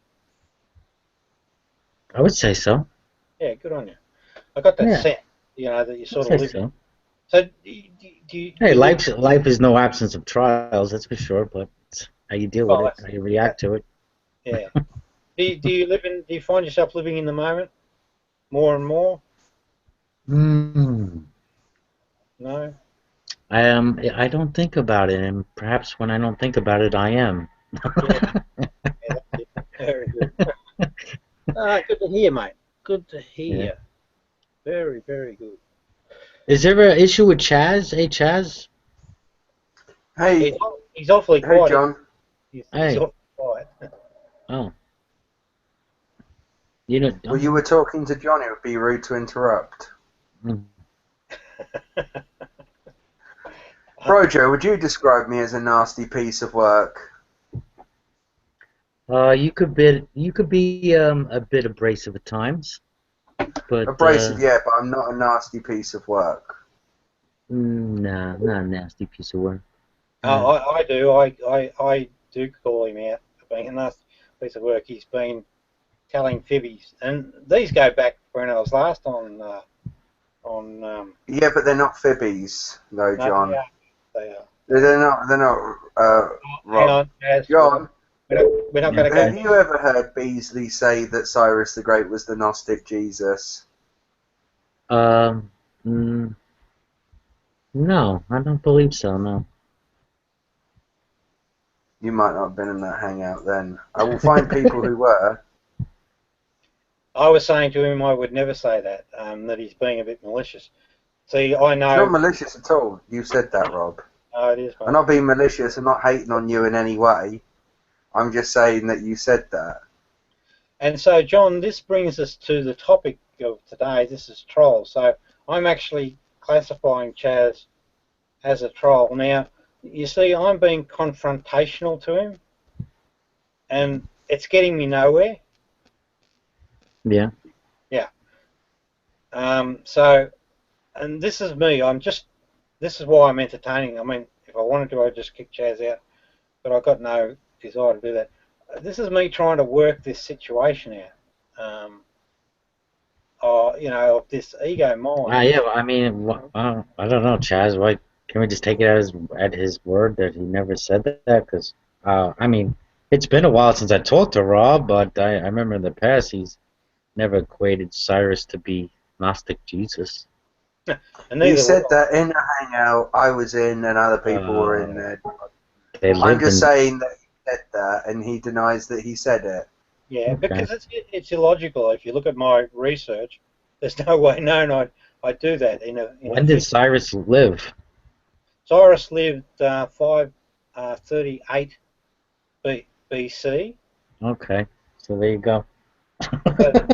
Well, there is a connection though, John. Got to be totally frank about it.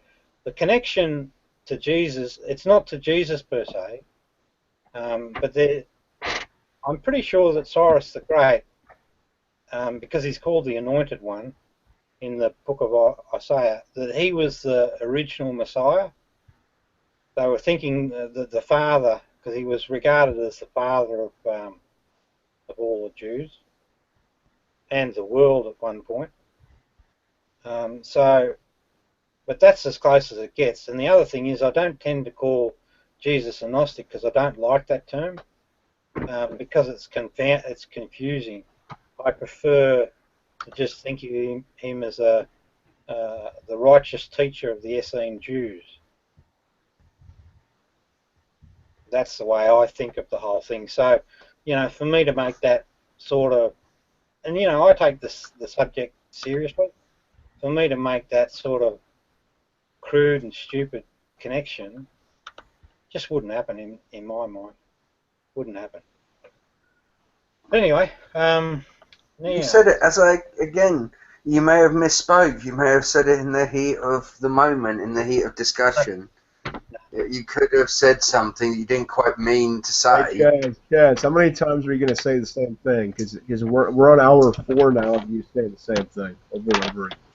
Yeah. All right, Dan. What should we now? Anyone got a topic they want to talk about? Yeah, Dan. What should we now talk about? Considering that you're the fucking arbiter of everything. Well, I liked hearing Brother John talk. He had a lot more substantive things to talk about, Chad. Sorry, but Brother John was more interesting to me than you. Okay. So, what can we talk about? What's topical at the moment? Well, what's going to be going on with you, Rob? I mean, what's going on now? Well, I'm just biding my time at the moment. I'm due to start looking for work again. But before I get back to that, I thought I wanted to give it one more crack at trying to work out how to get people, and confronting them doesn't seem to work, John. So I get that. How to get people across this divide from, or how to burst the belief bubble. And so I've got a story on the book of Daniel. So just quickly, what that is, and it's backed by scholarship as well. The book of Daniel was written, it talks about so-called prophecy of events that occurred historically up to 160 BC. Now, of course, the Christians don't see it that way, but nonetheless, it's pretty clear and concise evidence that it is in fact true. And then scholarship will say that the actual authorship of that prophecy occurred at some time around 164 BC or later. Now you might think, well, so what?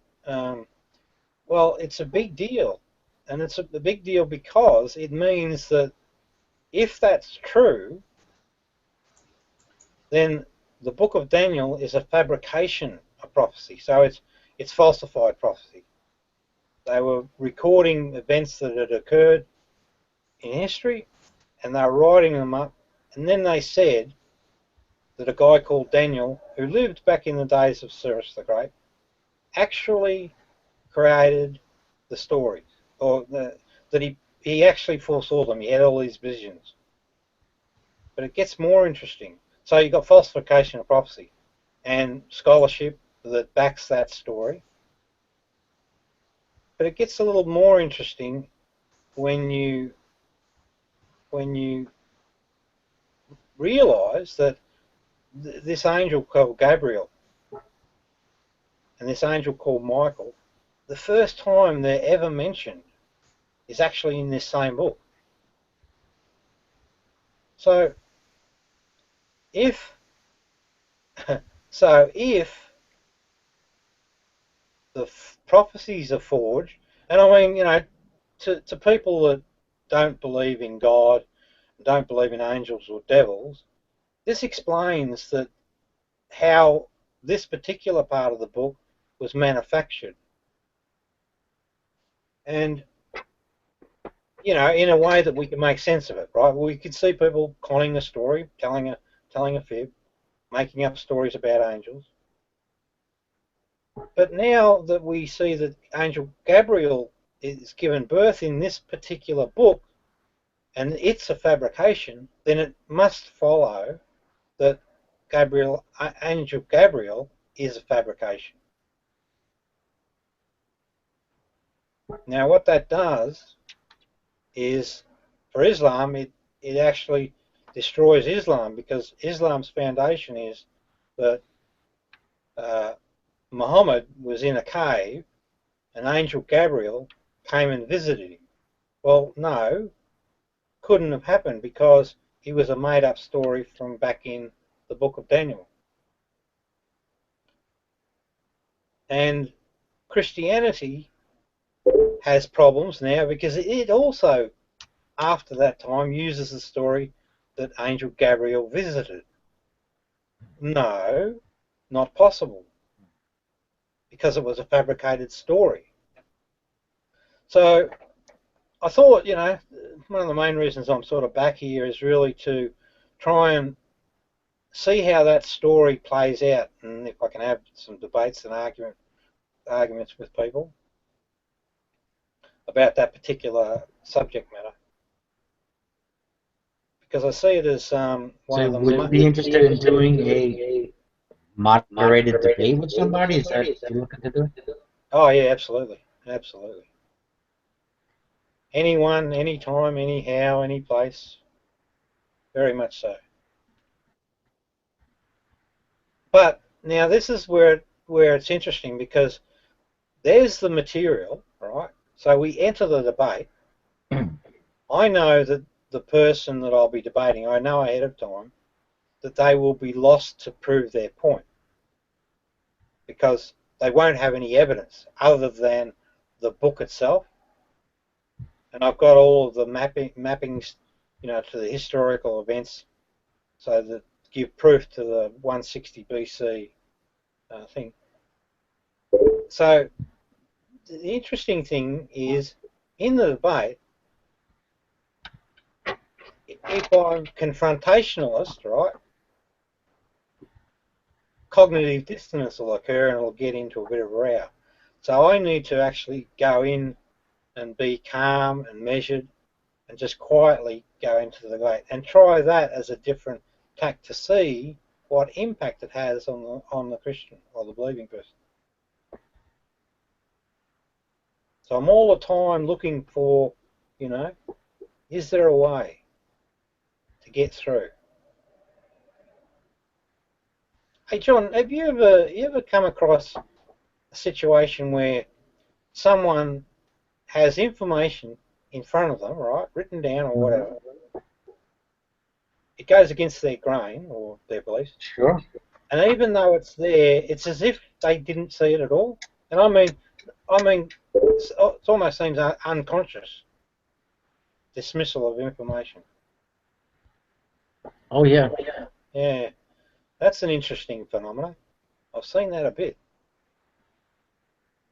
It's just. And then you have the confirmation bias that comes in, because the book will tell them to. Well, see, the book warned you against scoffers. It's gonna deceiving spirits, you know, and you know that's what you're looked at, you know.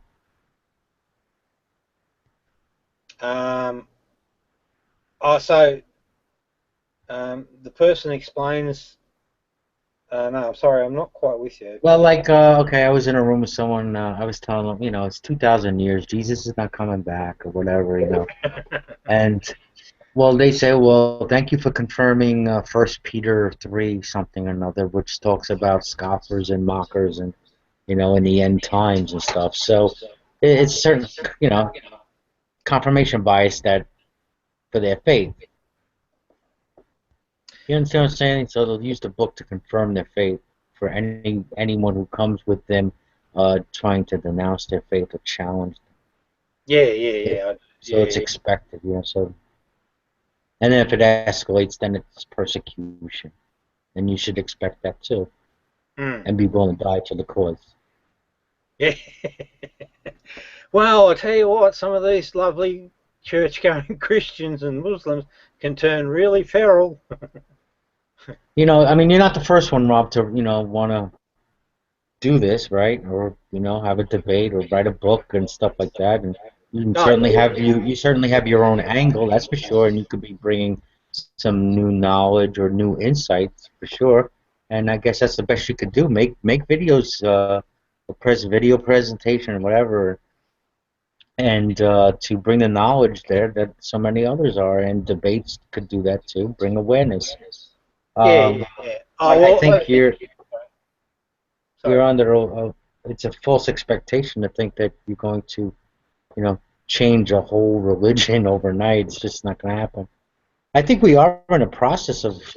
I would like sharing this with somebody. We talk about how maybe religion is just part of the evolutionary process. It's something that we have to grow through as humanity. And, Yeah, I'd agree with that comment, but I'd frame it this way: it's sort of like the maturity process, where you learn to get rid of the ego, and then all of a sudden you stand on the other side, and you're the fully mature human being, and on your own 2 feet, sort of thing. Yeah, but here's the thing, and this is where I might get labelled as a conspiracy theorist. Well, certain things I know and I hold to be true. First one is that the Roman Empire created Christianity, 70 AD. I hold that an empire of sorts. Oh, here we go. Gregory, how are you? Yeah, I've heard that theory before. Mr. Rob, how are you? Good, mate. Good. Hey, just before you go on, Gregory, just wanted to point out on the side here, Chaz, before leaving, had to say, "You know me, right?" And that's one of the issues with. I don't know whether you had any trouble with John May at all, John, but I certainly am getting some grief from him. Yeah. When you have a conversation with him, it becomes very apparent through that conversation that it's very much, in his mind's view, a competition between him and you. And in his world view, he's the master. Okay. So, I was just pointing out that Chaz has done exactly the same thing. His parting remark was, "You know me, right?" Well, no, I don't. I disagree with you. That's why we have a problem. Anyway. Well, no, I think he was addressing to me. He was at, Oh, okay. My apologies. Yeah, Bro Joe, you know me, right? I'm a nice guy, that kind of thing, and I usually get along very well with Chaz. Yeah, but to push that issue before over and over, it's ridiculous. It's like, just let's move on, Yeah, he was doing that for over 3 hours. The exact same topic that Rob told the story of the 2 wolves the wrong way, and that Rob was stating this and that about Jesus. The same things over and over again for over 3 hours. That's called trolling. Yeah, but for me, the reason I know, or I hold with high confidence, that he's not being good is, when I read that 2 wolf story, do you want to hear it again, John? It's okay. When I read that story, I'm always drawn to actually read it off the website that I set up, and that's just consistent with me, because I can never remember all the details. So there's not one time that I know of that I've ever spoke about it without quoting it off that particular site. So anyway, I just know he's not being good. But well, the origins of that story is in question, I think. Yeah, well, that's true. But I honestly, it doesn't concern me wherever it came from. I just simply don't know. It is very close to right. Did I tell you? Sure. Maybe I haven't said this to you, but the 2 wolves, I have a theory on what they actually are. It's the yin and yang. Well, it could be, but I look at it this way. looking at the animal kingdom, I look at it this way, that they are survival instincts or strategies. So one survival strategy is about the self, the individual. Yeah, thanks, mate. There you go, Rob. Yeah, thanks. These two walls are going to chase me into the grave. But the other survival strategy that we see in nature is the herd survival strategy. You know, where the herd's got to stay close knit together. That's how they survive and sort of beat off predators. Love thy neighbour. You know, keeping a close eye on the neighbour so that they can stay in formation. And I come up with this theory that it's those primitive drives or instincts. Now that's very, shoddily put, but those primitive instincts are in humans. Oh yeah, I mean we're very communal, right? I mean we need to do things in a joint effort. Yeah. We feel comfortable in groups, to be part of a family, to be part of a a cause. Well, our best life lived is when we're in a community. When we have that, or we're feeding that communal wolf, if you like. That really is. You cannot get a better life. And the worst aspects of our life occur when we're selfish. We're looking after number one. Yeah, so anyway. Interesting. I think it has to be a little of both. Hey, pseudonym, how you doing? All right. Hey, awesome. I was told that is Vladimir. Patrick said, yes, that's Vladimir Putin. Yeah, I kind of thought that was my first guess because he sounded pretty much the same. He actually got a couple of little things, but anyway, it's still no objection. He can hang around. I'll just kick him out if he misbehaves. Hey, Gregory, are you still there? Yeah, sorry, Gregory. We chopped you short. Yeah, I'm still here, man. I'm just listening. So what are you doing, Gregory? What's your take on everything? FUBAR. Who? Everything is FUBAR. FUBAR. What's that mean? Is that sort of like saying... Fucked up beyond all recognition. Oh dear. Yeah. Well, do you agree that there's problems with climate change? Is that people are starting to accept that it is real and it's going to be a pain in the ass? More than anybody has a clue about. But it's because of methane increases in the northern hemisphere and the Arctic, not because of car emissions and coal factories. It's a natural cycle. We went through this once before in what was called the Permian extinction, when we had increased methane levels in the atmosphere, which also increased CO2 emissions. So it'll get worse. Yeah. It's a downhill slide between here and 2030. 2030? 2030. So 15 years. Well, I knew that the methane was out and that... What will happen in 2030? Well, that's about how long it'll take all of it to play out. Yeah, to melt the polar ice caps, but the polar ice caps are melting from the bottom up. Yeah, so I think because the temperature of the Earth is increased because of volcanism underwater. Yeah.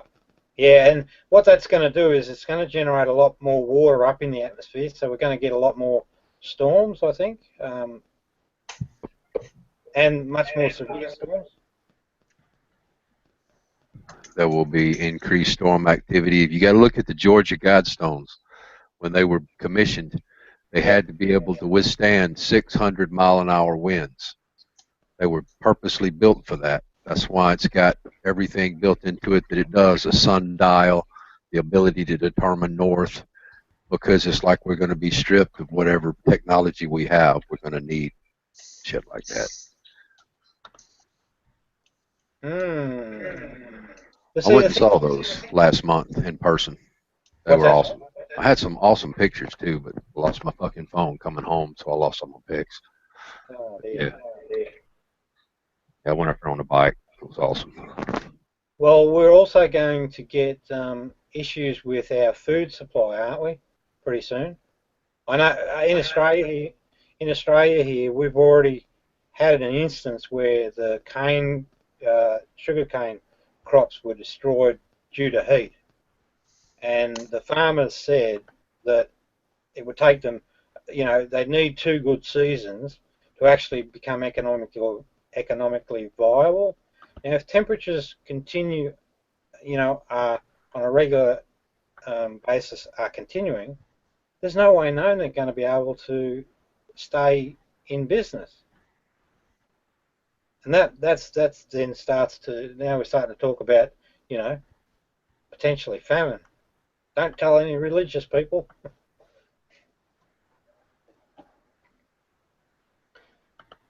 Yeah, so it ain't gonna have a lot to do with religion. So what's that? I said religion's not gonna be a whole big part of it. It ain't gonna do people no good.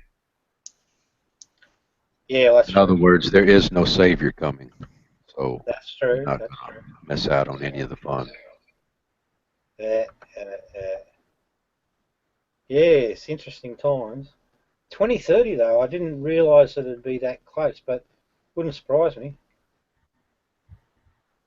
When that methane gets out, that's just going to ramp things up.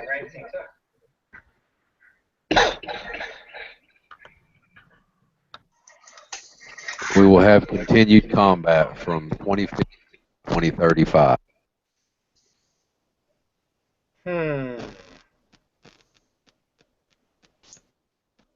So, what's the stones? The what is it you call them? The guide stones? What have they got to do with anything? The Georgia Guidestones? Yeah, they're the 10 rules. They're the 10 commandments of the Antichrist. But actually, I don't have a problem with any of them. They all make sense to me. The one that everybody gets upset about, Rob, is the very first one that says maintain humanity at 500,000 or under. That wigs a few people out, considering our population right now is 6.5 billion. So, I can't have a feeling. There'll be a lot of rotten bodies.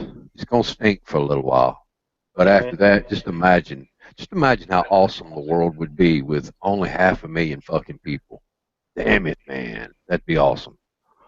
Yeah, but how do they recover from climate change? Well, it will suck, but there ain't much you can do about that. That's a natural occurrence. That's not man-made. That's natural. It's nature. It's cyclic. Yes, what an interesting world we live in, hey? Just wait till they send the immigrants to your country. Then you'll know interesting. One day we will all be just like Greece and Germany. I feel bad for those people. I feel really bad for those people in Germany and Greece.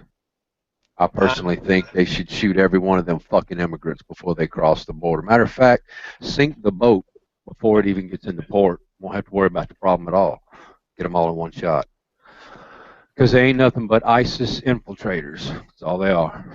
They're there to kill you and consume all your resources. That's why they already starting to commit crimes and they ain't even halfway off the boat yet. Just imagine what it's going to be in a month or so. Shut up, dickhead. You must be a fucking immigrant sympathizer there, Patrick. Fuck up. Seriously, man? You've never seen a fucking immigrant, you dickhead. You know what? Go fuck yourself. Go fuck yourself. When ISIS is fucking you in the ass, Patrick, when ISIS is fucking you in the ass, you're going to wish you hadn't fucking said that. Shut the fuck up, bro. They are there. They will be in a town near you soon. I know exactly. There's nothing wrong with these people, bro. There's something wrong with people like you, though, isn't there? No, you're a fucking liberal, dog, and you know what? You deserve what you're about to receive. You deserve what you're about to receive. Hey, 1 second. By the way, what kind of asshole fucking calls? Yeah, hold on a second. Hold on. Yeah, hold on a second. I want to talk to you. Hey, by the way, I'm a liberal as well. Hey, Rob, what do you think of the point that Gregory was making, though? Yeah, okay. What I think's happening, and I seriously think this is happening, you've got a move afoot to grow Islam across the world. Not much doubt at all in my mind. Plenty of evidence of that. Just jump on Facebook, and that's pretty clear. Are you a Muslim, Patrick? No.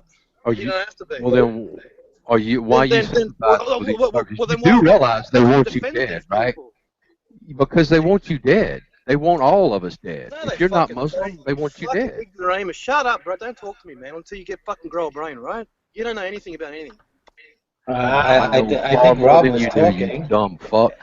I believe Rob was talking. This is his room. Yeah, all right, guys, just slow down a minute. Oh. Let's recap. Now, this is what happens, right? You get this. You get it. You know, you blame each other, or you put it down at the personal level.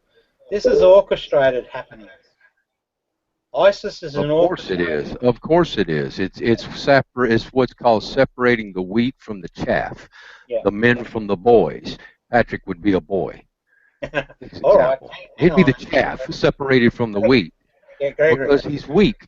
And when these immigrants are in your backyard, when they're in your house, Patrick, I would love to be a fly on the wall and hear you bitch and moan about, oh my God, what am I going to do now? Yeah. Yeah, you're going to figure it out. You own a gun, Patrick? Do you even own a gun? Just curious. Or are you for gun control? Are you one of these that believe we should not have guns? Now, Gregory. I'm talking to. I understand. Boy, Patrick over here. Does he own a gun? But I want to point out a couple of things to you just before you get too hot-headed. Hang on. There's no doubt, or very little doubt, that Islam as an organisation, right, is wanting to dominate the world, and they'll probably just say religiously. But of course, you got a nigger Muslim president that's just welcoming them in, passing laws, making it okay for them to come here. Yeah, but there's no doubt about that. 750,000. Yeah. Now, the thing is, I don't want to live under any sort of Islam rule, none whatsoever. But you stay in America long enough, you will be. Well. So basically, you're a racist, Gregory. That's what it comes down to. Is that what you're saying? I wear my racism. I wear my R with pride, fuckhead. So yes, I'm an absolute anti-Semite and racist. What about that? That's what I need to know. That's it. So what Patrick? Well, go fuck yourself.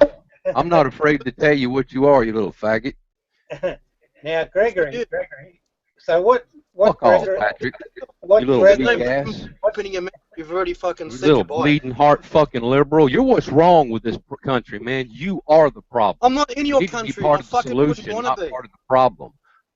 No one wants to be in your country from here. All you got to do is look at a video of these unhappy Germans and these unhappy Greece people that didn't ask for all of this shit to be shit on them.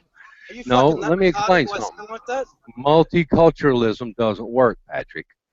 It's a failed fucking experiment. You don't even know what fucking country work.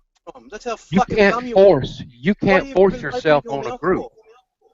What are you talking about? Have you even fucking stepped foot in Greece? I have. What are you fucking talking about? I study Greece and Germany every day, fuckhead. I pay attention to what's going on in the world. What are you, a fucking expert? What are you, an expert? You got letters behind your name? You're a fucking liberal, dude, and I'm not. So you and I ain't going to get along, so don't even, like you said, we need not have conversation. We need not have conversation because we ain't going to get along. We're not going to agree, so let's don't waste each other's fucking time. Because you're a fucking racist bigot, bro. What more do you want me to fucking say? Well, fuck you. Fuck you. I don't fuck niggers. I don't fuck Jews. And I don't like you. Fuck him. God damn. See, that's the problem, y'all, is everybody is afraid to fucking take a stand. Everybody's afraid to say something because, oh, what my neighbor may think. Oh, what the other person may think. You know what? Fuck the other person. Wake up. because we all in this pot of boiling water, all of us. Ain't nobody gonna get saved, so we might as well get on the same motherfucking team. I'm trying to kick him out, but anyway, not much success. Yeah, but Gregory, your way of looking at this leads to fights amongst the plebs, if you like, right? People amongst people. The real problem here is not the people. The real problem is the people that are organising these sort of outcomes. Yeah, but see, Rob, the problem is people don't understand. You've got to fight for your sovereignty. You've got to stand up for something, or you're going to fall for anything. That's what multiculturalism does. Here's a good reason why races should not mix. When you have mixed race, you don't have roots. You can't identify with one particular side of you. If you're half black and half white, the black people don't want you because you got white in you. The white people don't want you because you got black in you. So you're an outcast. You're never going to be wholly accepted. I don't care how much money you got, how smart you are, or who your daddy is. You're not going to be wholly accepted because you're a Heinz 57. But if you stay white, stay black, stay red, stay yellow, stay to your own color, then you can build up. Build your race, build your people, become something. That's not going to happen when everybody's the same goddamn color. That ain't the way the Creator made us. You would figure that nature made each of us the way we did for a reason. It doesn't intend for us all to be a bunch of mulattoes. Now, does it? I have this conversation every day, people. Multiculturalism does not work. It fucking does, you idiot. You just don't lay with other races. You don't breed with other races. Hey, I just noticed something there I missed. Right, I live in fucking Australia, and you tell me that it doesn't fucking work. It works just fine, right? So don't tell me fucking multiculturalism doesn't. You know, it don't work, fuckhead. It don't. You haven't been here. When you force one race on another, when you look at Sweden, too bad, it works. The Netherlands, look at all of Europe. But you know what this is? You're a white man. You should be fucking ashamed. You're a fucking white man, and you're sitting here talking against your own goddamn race. Overrun by the Muslims. Multiculturalism is not working. It's not. Who are you talking to? I live in fucking Australia. And ask yourself who the fuck George Soros is. Ask him. Because these are the fuckers that are behind this. They're the ones behind this. How don't you know that it doesn't work here? You're just ignoring what I'm saying. Do you believe in God? You are a white man. Stay with white people. You can be friends with anybody you want. Just don't lay with anybody that's not your color. Do you believe in God? No, not like you do. I don't worship Saturn. If you believe in God, G-O-D, D-O-G spelled backwards, then you're worshiping Saturn. But that's a conversation for another day. Right. See, you motherfuckers just have no clue. But y'all want to attack me rather than have a conversation and understand where I'm actually coming from. All I'm saying is multiculturalism does not work. Yeah, no worries. Nigger president. We know what you're I disagree with you. We don't need an explanation, right? Nigger president has nothing to do with multiculturalism, fuckhead. Multiculturalism is mixing of the goddamn races. It's forcing Muslims into Sweden, other people that ain't fucking white, all over the white nations. This isn't an attack on the Anglo-Saxons. Do you not see this? Stupid cunt. Don't you know that? Every fucking country needs it. 1%. Fucking idiot. Fuck you, dude. Where are you getting your statistics? Fox News? You fucking need it, you idiot. Don't you know countries are oh my God, man. Brother John. See, I just can't mix with these fuckers, man. Y'all are the goddamn ignorantest fucking people. What do? Watch Fox News and figure you got it going on? CNN, hey, I got my dose of news. I know what's going on. Brother John, good to catch up with you, mate. Don't stay if you've got to go, mate. So just. When was the last time you checked out Sweden, Vlad? When was the last time you checked out Sweden? Fucking, I bet you've been Norway. Sweden than you've ever been. Down. What do you know about Sweden?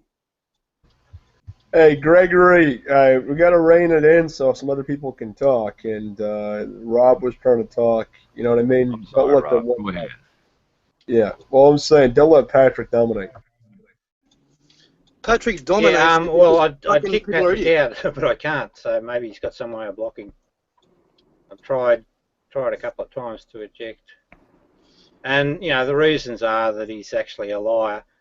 He presented himself as an American. Racist, that's what you are. And just remember this is evidence of him as a liar, which he keeps saying he's not. Vlad, yeah. You know what a racist is? Do you even know what the definition is? Have you heard me say that? Have you heard me say that white was better than any race in the world? Have you heard me say any statement to that effect? Then why the fuck did you call me a racist? You don't even know the definition of the fucking word. You're a goddamn moron. Dickhead, bro. You don't fucking back away shit that you say. But Gregory, we know you're passionate about this, but we kind of want to go to a different topic, right, Rob? Yeah, well, I'm not exactly sure where to go from here. Have you got another topic, Gregory, that you want to talk about? Oh, sorry, Dan, did you have one? Well, I want Gregory to understand your platform.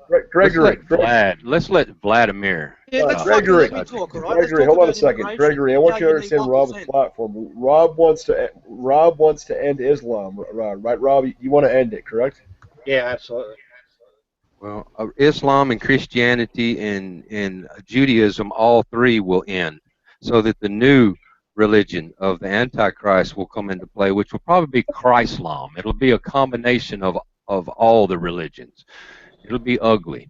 Now, what was you wanting to say, Vlad? Because I'm surely wanting to hear your rebuttal. No, I got nothing to say except that you got to understand that immigration, you need 1%, right? You know that. You just can't get out of it. I don't know what the fuck you think you're going to trying to get out of what? Trying to get out of what? Trying to get out of what? All I have to do is watch the videos of these motherfuckers in Germany and Greece to understand we have a problem. And we're next, if you're here in America. You wouldn't know what fucking immigration is about, man. I live in Australia, man. That's where all the immigration is. That's what it is. You Australians, y'all are some fucked up people. Every one of you motherfuckers I've met are just fucking completely goddamn stupid. Yeah, right. Yeah, okay. Yeah, nice. Even in my other chat room, I can't stand you fucking Aussies. No, not so. Now, Gregory, you seem to... you know what? You Americans are fucking weak. I don't disagree that we've got a problem, but I'm not sure, you know... You can't even tell the dealing fucking with truth, it the way man. you do, fucking they're all ISIS. where it's just going toe to toe at the, you know, the folks that can't, like yourself, and even Patrick, who can't do a thing about it. Going toe to toe at that level doesn't do anything, doesn't achieve a thing. What it does, it fires people up, so that if there is a confrontation between the groups, you know, it'll be a bloody bloodbath. What do you think they want? It's exactly what they want. Oh, look, perhaps that's true. I wouldn't be surprised. But you know, it's not effective. It's not managing the problem effectively. It's not doing anything positive about the bloody problem. And I know that you feel, you know, you're doing your bit by stamping your feet and whatnot, but I just don't think you are, and I don't think anyone is at the moment, because the powers that be seem to be supporting the expansion of Islam. And I think that that's deliberate, because I think that at the moment that religion is the one targeted to be, you know, the world religion. I honestly believe that there's a move afoot to go for one world government or to take over. Rob, again, conspiracy you theory. don't understand. Australia, everything that I read in the history and all my research points to that one thing being. And when I look at Russia and China and the alliance there and the behaviour in Syria, and the oligarchs up in Russia, and the what have we got? The middle class the rising middle class in China, I sort of see people manipulating those two countries to be the possible Robert, or one side of the battle to come. All right. Listen, man. Australia. So what do you do about treaties it? to take on these immigrants. Golly gosh. For me, what I do is I just want to try and pull down these religions, because if I can effectively do that, and I can prove to people that they are in fact agents of empire, and you know, I don't care whether you believe me or not, they really are agents of empire. If I can prove that successfully, then it gives me a vehicle then to present other information. And that's the way I deal with it. But I don't go after, like, I don't have any ill will towards any person. And on the race thing, you're absolutely wrong there. I mean, if you have a decent situation where, you know, there's no attitudes in the place, if you just put people together, they can get along really well. I mean, I've had great friends that, you know, are dark skinned. So that's fine, Rob. I'd have said you can be all friends all day long. Just do not lay with someone who is not of your color. Who the fuck are you? Yeah, but I don't agree with that either. I don't see the problem. I don't understand that. Is that a religious thing, or is it? No, no. It's a fact that the nature, when the Creator made everything that we see, you have white people, you have black people, you have red people, and you have yellow people. Gregory, you have these different. Hold on. Gregory, you have different races. Gregory, now, that's Gregory, balance. Gregory, hold what? it. You said the Creator. That's correct. There isn't a Creator. There what? There is not a Creator. No, of course there is. Of course there is. This wasn't created by nothing. This didn't happen by chance. True, it is illusion and it's just atomic, but there is most certainly a divine source of intelligence behind everything. But his name's not God, his name's not Buddha, his name's not Allah. It doesn't possess a name. And one would be arrogant to even think they could personify a creator or a deity. I get it. I'm with you now. Now, well, the way I would say something similar, but there's no intellect involved, right? That's wrong. What I would say is that what we see is evolved. It's nature. Is this going to unmute me, or are you going to fucking keep? How they came to be, you know, with a big bang at the beginning or whatever, who gives a shit? That's irrelevant.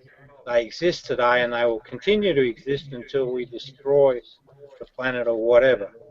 Oh, so, that won't be long. We'll be done now. That's a fact. Now, let's get back to your argument about the different races being separated. And I'm going to assume that by Creator, we're talking about the force behind everything that exists today. Correct.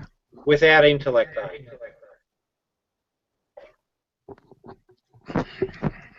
If whatever made everything intended for everybody to look purple, it would have made everybody purple. Not different races. There are physiological differences between the races. There are reasons, multiple reasons, we should not mix. Some things just ought not be mixed. And considering the white race makes up a single 9% of the world population, that's a single digit. At least give us double digits, because we've been here for 5,000 years. Why in the last 200 have we dropped down to 9%? And in another 100, we won't even fucking be here. So don't tell me I don't have anything to worry about, because the more of these white wiggers we have, the more the white bitches that want to sleep with niggers, we have problems. Because that means that's just one less white person that's going to be born. And then when there's only 10 white people and 1,000 mulattoes, mixed people, who do you think is going to be the slaves then? Who do you think's going to get overtaken then? See, it's a numbers thing, y'all. It's a numbers thing. And I'm proud. I'm proud of my race. I'm not proud of everything it's done, but I'm proud to be white. I'm not ashamed. I do not suffer from white guilt. It's tragic that them little girls died in 1963. I hate it, but we didn't have to give the goddamn key to our entire country over to the fuckers because that happened. That's white guilt. I don't suffer from white guilt. My granddaddy's owned slaves. That don't mean I feel bad about the fact that both my granddaddies owned slaves. But we didn't mistreat them, but that's the way things were back then. That was 170 fucking years ago down there. Not now. So see, things change. But people, you got to understand, racism is not because you don't want to mix with another race. I'm friends with black people. I'm friends with Mexicans. I'm friends with, well, I damn sure ain't friends with Jews. And I ain't really friends with any Muslims. But I don't have a problem having a conversation. I don't even have a problem breaking bread with a Muslim. But I do understand his religion, his Quran, his belief tells him that I got to die because I'm an infidel. Because I don't believe like they believe. So if I'm an unbeliever, then I have to die. Fuck you. I'm not saying the same thing about you because you're religious. You see what I'm saying? So at the end of the day, no matter how good you think that Muslim friend is your friend, he wants to kill you. It's his fucking religion. It tells him to kill you. Just like the Jew is told to lie to the Goy. Because they consider themselves above. Now, you want to know a true racist? A Jew. There's your racist. They consider themselves holier than thou. That's what makes a racist. One who thinks they're better. I don't think anybody's better than anybody. We're all born with the same opportunities. 50 motherfucking 50. Life is what we choose to make it. Okay, so let's summarize. It seems to me what you're saying is that interracial relations are all fine and good. Treat your fellow man as equal with respect, but do not have children. Right.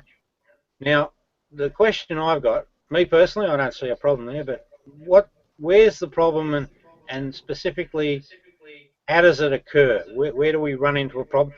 Now, wait a minute. I think I heard you say it just so that we don't go over old ground. Sovereignty. Because, Rob, if you don't know who you are, listen to me. Well, wait a minute. Let me finish. You were saying that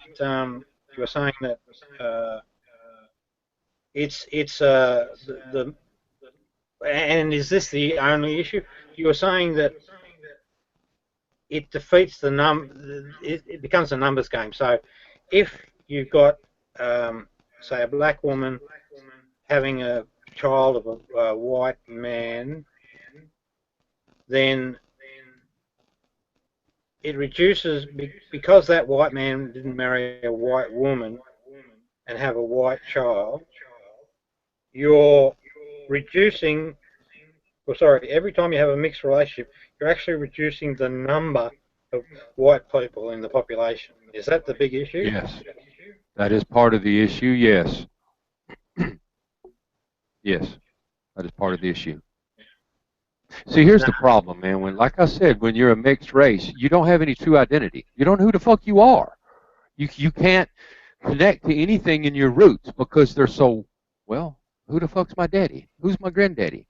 You know, but when you stay with your own kind, then you know. I know who my granddaddy is. I know who my great-granddaddy is. I know who my great-great-granddaddy is. I know who my great-great-great-granddaddy is. I know their names. I know what they did. I know who they are. I still have land that they passed on. See, this is roots. This is identity. I identify with this. So that gives me a general idea of who I am. So that's sovereignty. That's individual sovereignty. And who they still live. Then there's my country. I identify as an American. I know we are a melting pot, but if you're born here and you work here and you pay taxes and you contribute, then you're an American. Don't come over here. Don't be an immigrant and come to my fucking country and get on fucking food stamps. Fuck you. Get out there, get a job, or fucking grow your own food. Don't come over here and accept handouts from our government. Fuck you. That's not being an immigrant. That's being a goddamn refugee and a fucking locust, because you're only here to consume. You're not here to contribute. You can't compare the immigrants today with the immigrants from 200 years ago. They came here to homestead, to build a life, to build a nation. These motherfuckers are locusts. They're here to consume and do nothing but consume. They're not here to add to build. They're here to tear down. They're here to spray graffiti on your buildings. They're here to make your neighborhoods a whole lot less than they were before you started. Kind of like what you got to understand. Territory, isn't it? Yeah. So what? Yeah. Kind of like when you walked in on the Indians. Well, were you talking about the way we did the Native Americans when we got here? Is that what you're talking about? Yep. It was not correct. It was not correct. But somebody had to build this country, man. Yeah, but what you're talking about there, Gregory, I found that an interesting topic. So you got the displacement of the American Indians. We did it here in Australia, so we had the displacement of the Aboriginal community. And glad we were wrong on that. We were wrong. I will admit, the white man was wrong with what we did, just like the Australians did to the Aborigines. Yes, that was wrong too. Yeah, that's right. Now, but also there's a thing called the stampede on Africa, I think that's what it's called.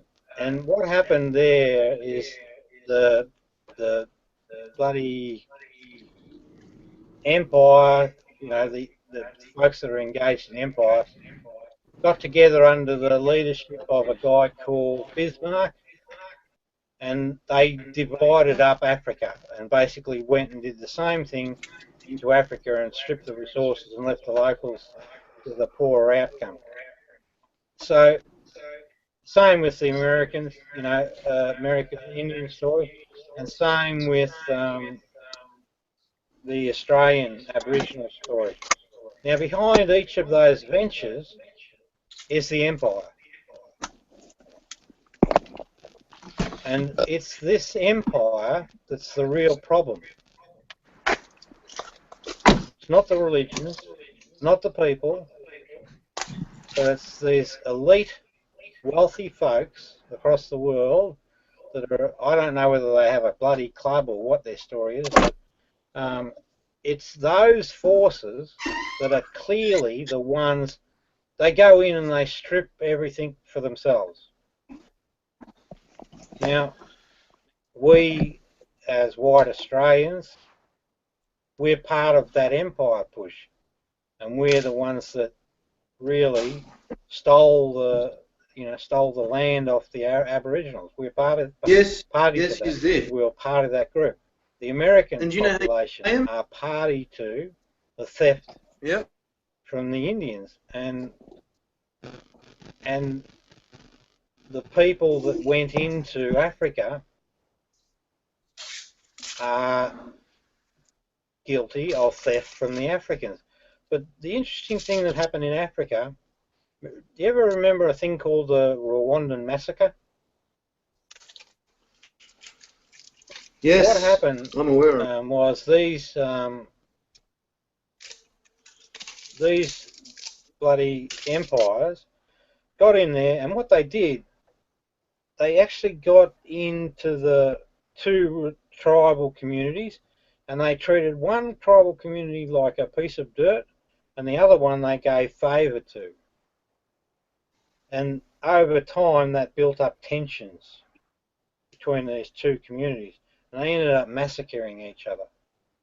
That's not what, man. That's not true at all. I think that sort of thing is deliberate, and it resulted in about 500,000 deaths.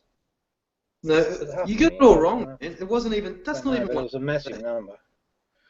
What happened is, so one was the leadership of the country. The solution to these problems and held the wealth isn't found at the ground level. It isn't. The solution to these problems belongs at dealing with the driving forces that are really calling the shots and causing things to happen. But on top of it, you've got we have this unfortunate situation that the world's overpopulated. And it doesn't matter which way you cut it. overpopulation has become a problem. Did you mute me again? Rob. Gregory? Did you mute me again? Down? Put you all to sleep, Scaff.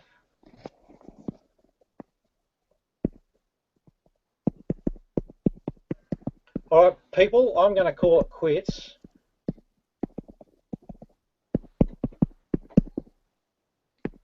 What are you doing, Dan? Okay, so Gregory left that after you made your point. That's Vladimir doing that, by the way. What's that, sorry? Vladimir doing what? Making those noises. I'm fucking trying to... yeah, it's fine. But you see again here, Dan, and just again remember, this guy, he's come into the room as Patrick. He put on a fake accent.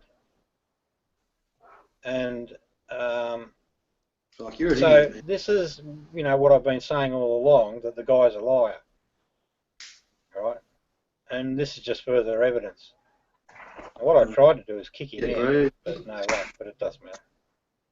How many hospitals have you been locked up in, Rob? Did you say that Gregory had left? Yeah? You're a fucking racist cunt, Rob. Damn. The fuck if you muted me and everyone else can hear it. You're a racist, Aussie, fucking maggot. I can't wait for your generation to fucking die off. I just cannot wait, man. So my kids can grow up. Yeah, Rob, I'm still here. Decent country. Oh, yeah, I was just going to say, the Hangout seems to be misbehaving somewhat. It's like it's the same time. I'm so fucking glad white people took over this country. I'm fucking so glad. Yeah. Did Brother John go? Yeah, I think he left. All right, good. Yeah, it was good to catch up with him. Now you see there, right? These guys will say, you know, they're trying to make me out to be the worst in the world, but I can sit and talk with a decent human being quite civilly. Nothing comes of it.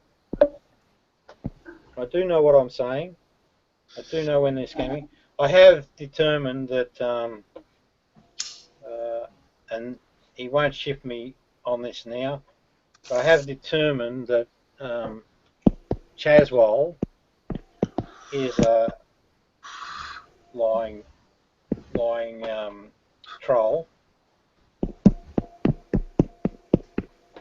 Man, you know, these are long-running conditions that we're talking about. Absolutely.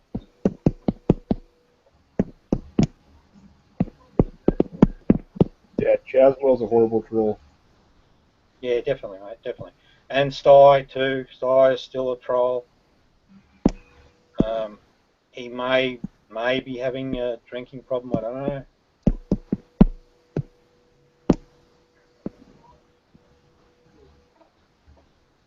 Yeah, what's this dude doing? I've got no fucking problems. Yet you mute me.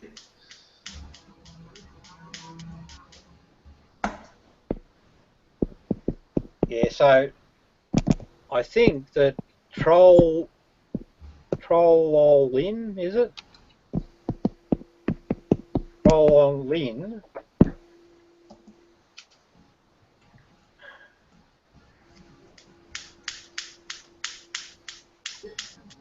you go.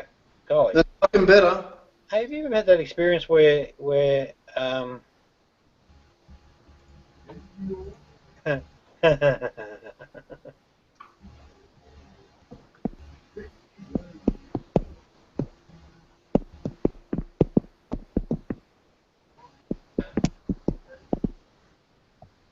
right, now, have you ever had that experience where someone's been in a room, you can't eject them? No. Kind of weird. That is kind of weird. Yeah, I just wonder whether these guys have got some way of actually tampering a little bit more with the actual hangout environment.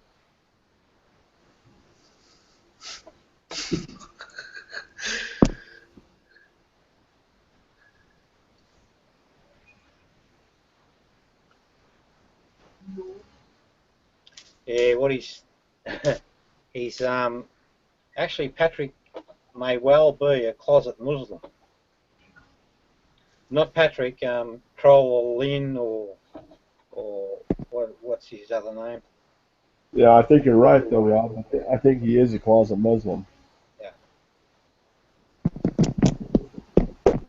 I should actually I can ask him a question. Might interest him. I'll just get it up here.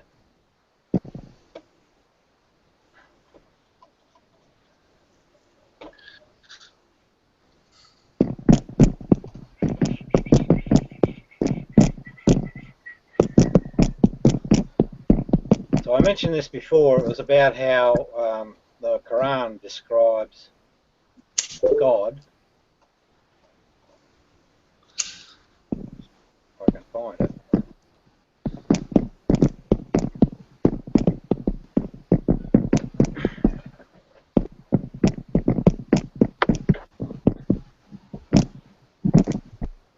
Yeah, nobody can talk when you're thumping your phone. Who, me? No, I was talking to Troll. Troll's making that. Troll is the one making that noise, Rob. Okay. Yeah, Islam is a blight on humanity, I tell you. And the attitude that Muslims have, oh. Oh, so you've unmuted me now. Very bad. Oh. But, you know, it's their religion that does it, not them. Ah. Come on, where are you? So am I a fucking Muslim now, am I?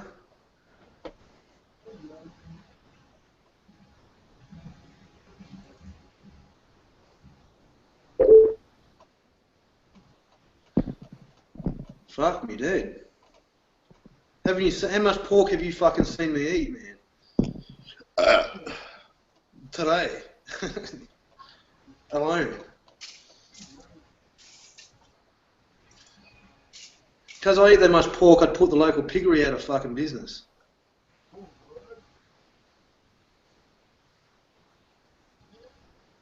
When I go to sleep, I fucking cover myself in bacon strips. Yep, here we go. Right, so this is what it says about what this Allah character is, what its capabilities are. That there. I'll also put it over here.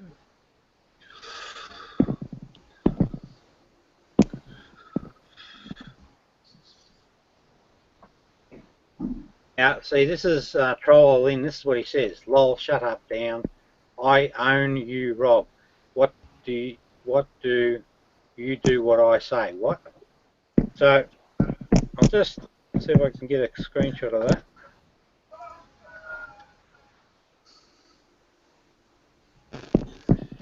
Oh, damn. Let's do that again.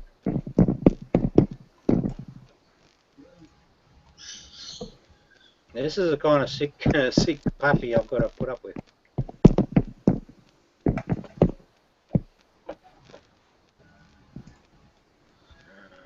File, save as. Hey Dan, do you know how I get a photo onto my profile? I'm not sure. They keep updating the system that I forgot how.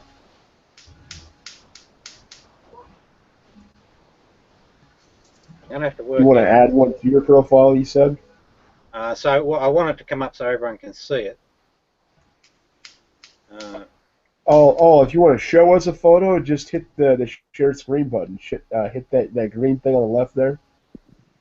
Right. Green button. Okay, so. Yeah, that's probably the easiest way, Rob. Right. Okay. Sorry, which button again? That green thing on the left there. Ah, screen share. Got it. Yeah. There it is. Righto. So what you see there Screen share.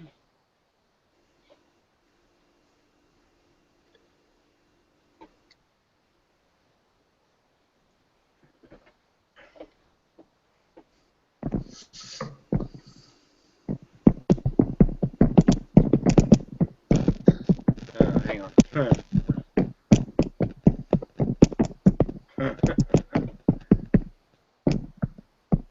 Can you see that at all? Am I showing you that?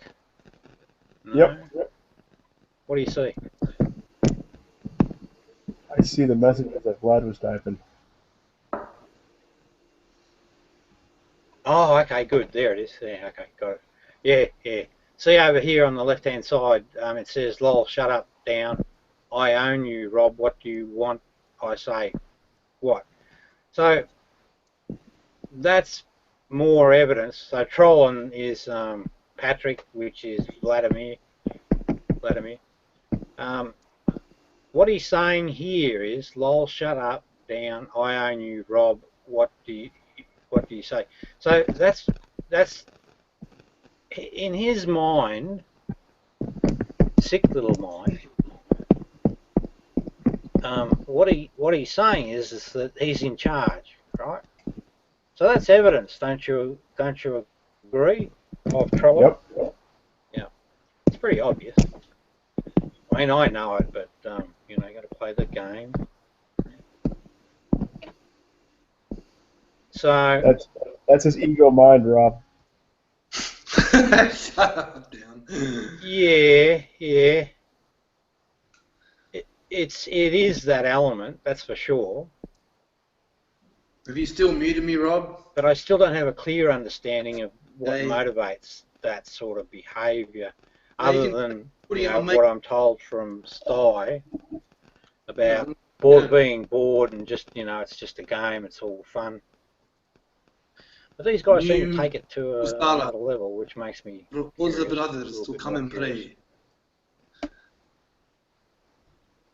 Anyway, we'll work it out eventually. There's a new mosque in Sunshine. Stop sharing. There we go. For all your jihadi recruitment needs, now, what I did is I posted on that link something from the Quran, right? And what it says is, it is He who gives life. So this is God. This is the God factor. He who gives life and causes death. Hey, Down, can you hear me? When I read that, I sort of looked at it and said, well, what it's saying is that this God that doesn't exist is the reason that we call, why people die. That means that, if you have a situation where a person gets killed in a car accident, that's Allah's fault because he's the cause of death. If you get people that get bumped on the head, if you get people that get bumped on the head by a crane and they just happen to worship Allah, too bad. For some reason he's decided to cause their death. So what I was doing was I was asking Muslims if they could explain why Allah would kill 107 of the worshippers. And I got the typical response of the blind eye syndrome. Folks,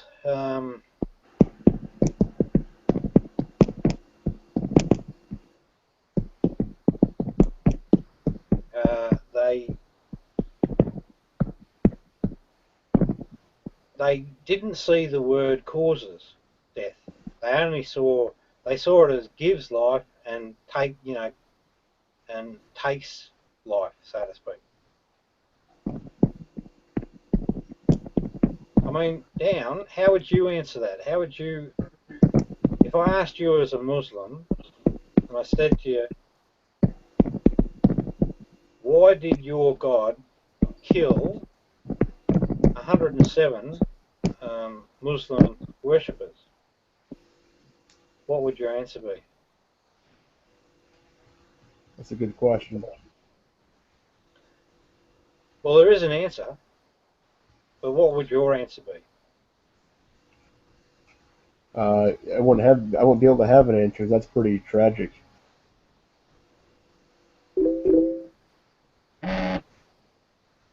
Well, the answer, the real answer is, it doesn't exist. Right? There's no Allah. Now we're back in perfect sense, right? So it was just a crane. There was an accident. Probably a guy that was operating the crane didn't do what he was supposed to do, or it was struck by lightning, or whatever. But you know, we could put it down to natural causes. But you know, when we put it back against that sentence, it means that this almighty figure is the cause of death, and we have to then ask or wonder, why is he such an arsehole?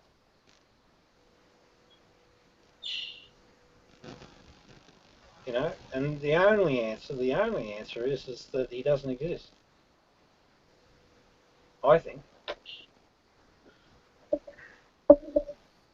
Any response you get out of a Muslim, it doesn't make any sense. It doesn't have any, because he wanted to. That sort of thing. Anyway, I've sort of talked myself out of it, people. Anne, are you okay?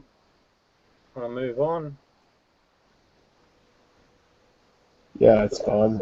You have other stuff going on. Yep. I've got to have a little bite to eat. And you know. What's for dinner though, Rob? You got me curious. Oh, I don't know. Sandra cooks the veg, fucking Aussie made pie, mate, and a beer. It depends on what she's going to cook, but yes, I don't know. All I can tell you is I'm going to have a glass of water. Yeah. That's AKA for fucking vodka. All right, mate. Keep well. See you all later. In fucking smack. Patrick, once again, we have you lying in front of everybody. You're a fucking idiot. Unmute me, you fucking mutt.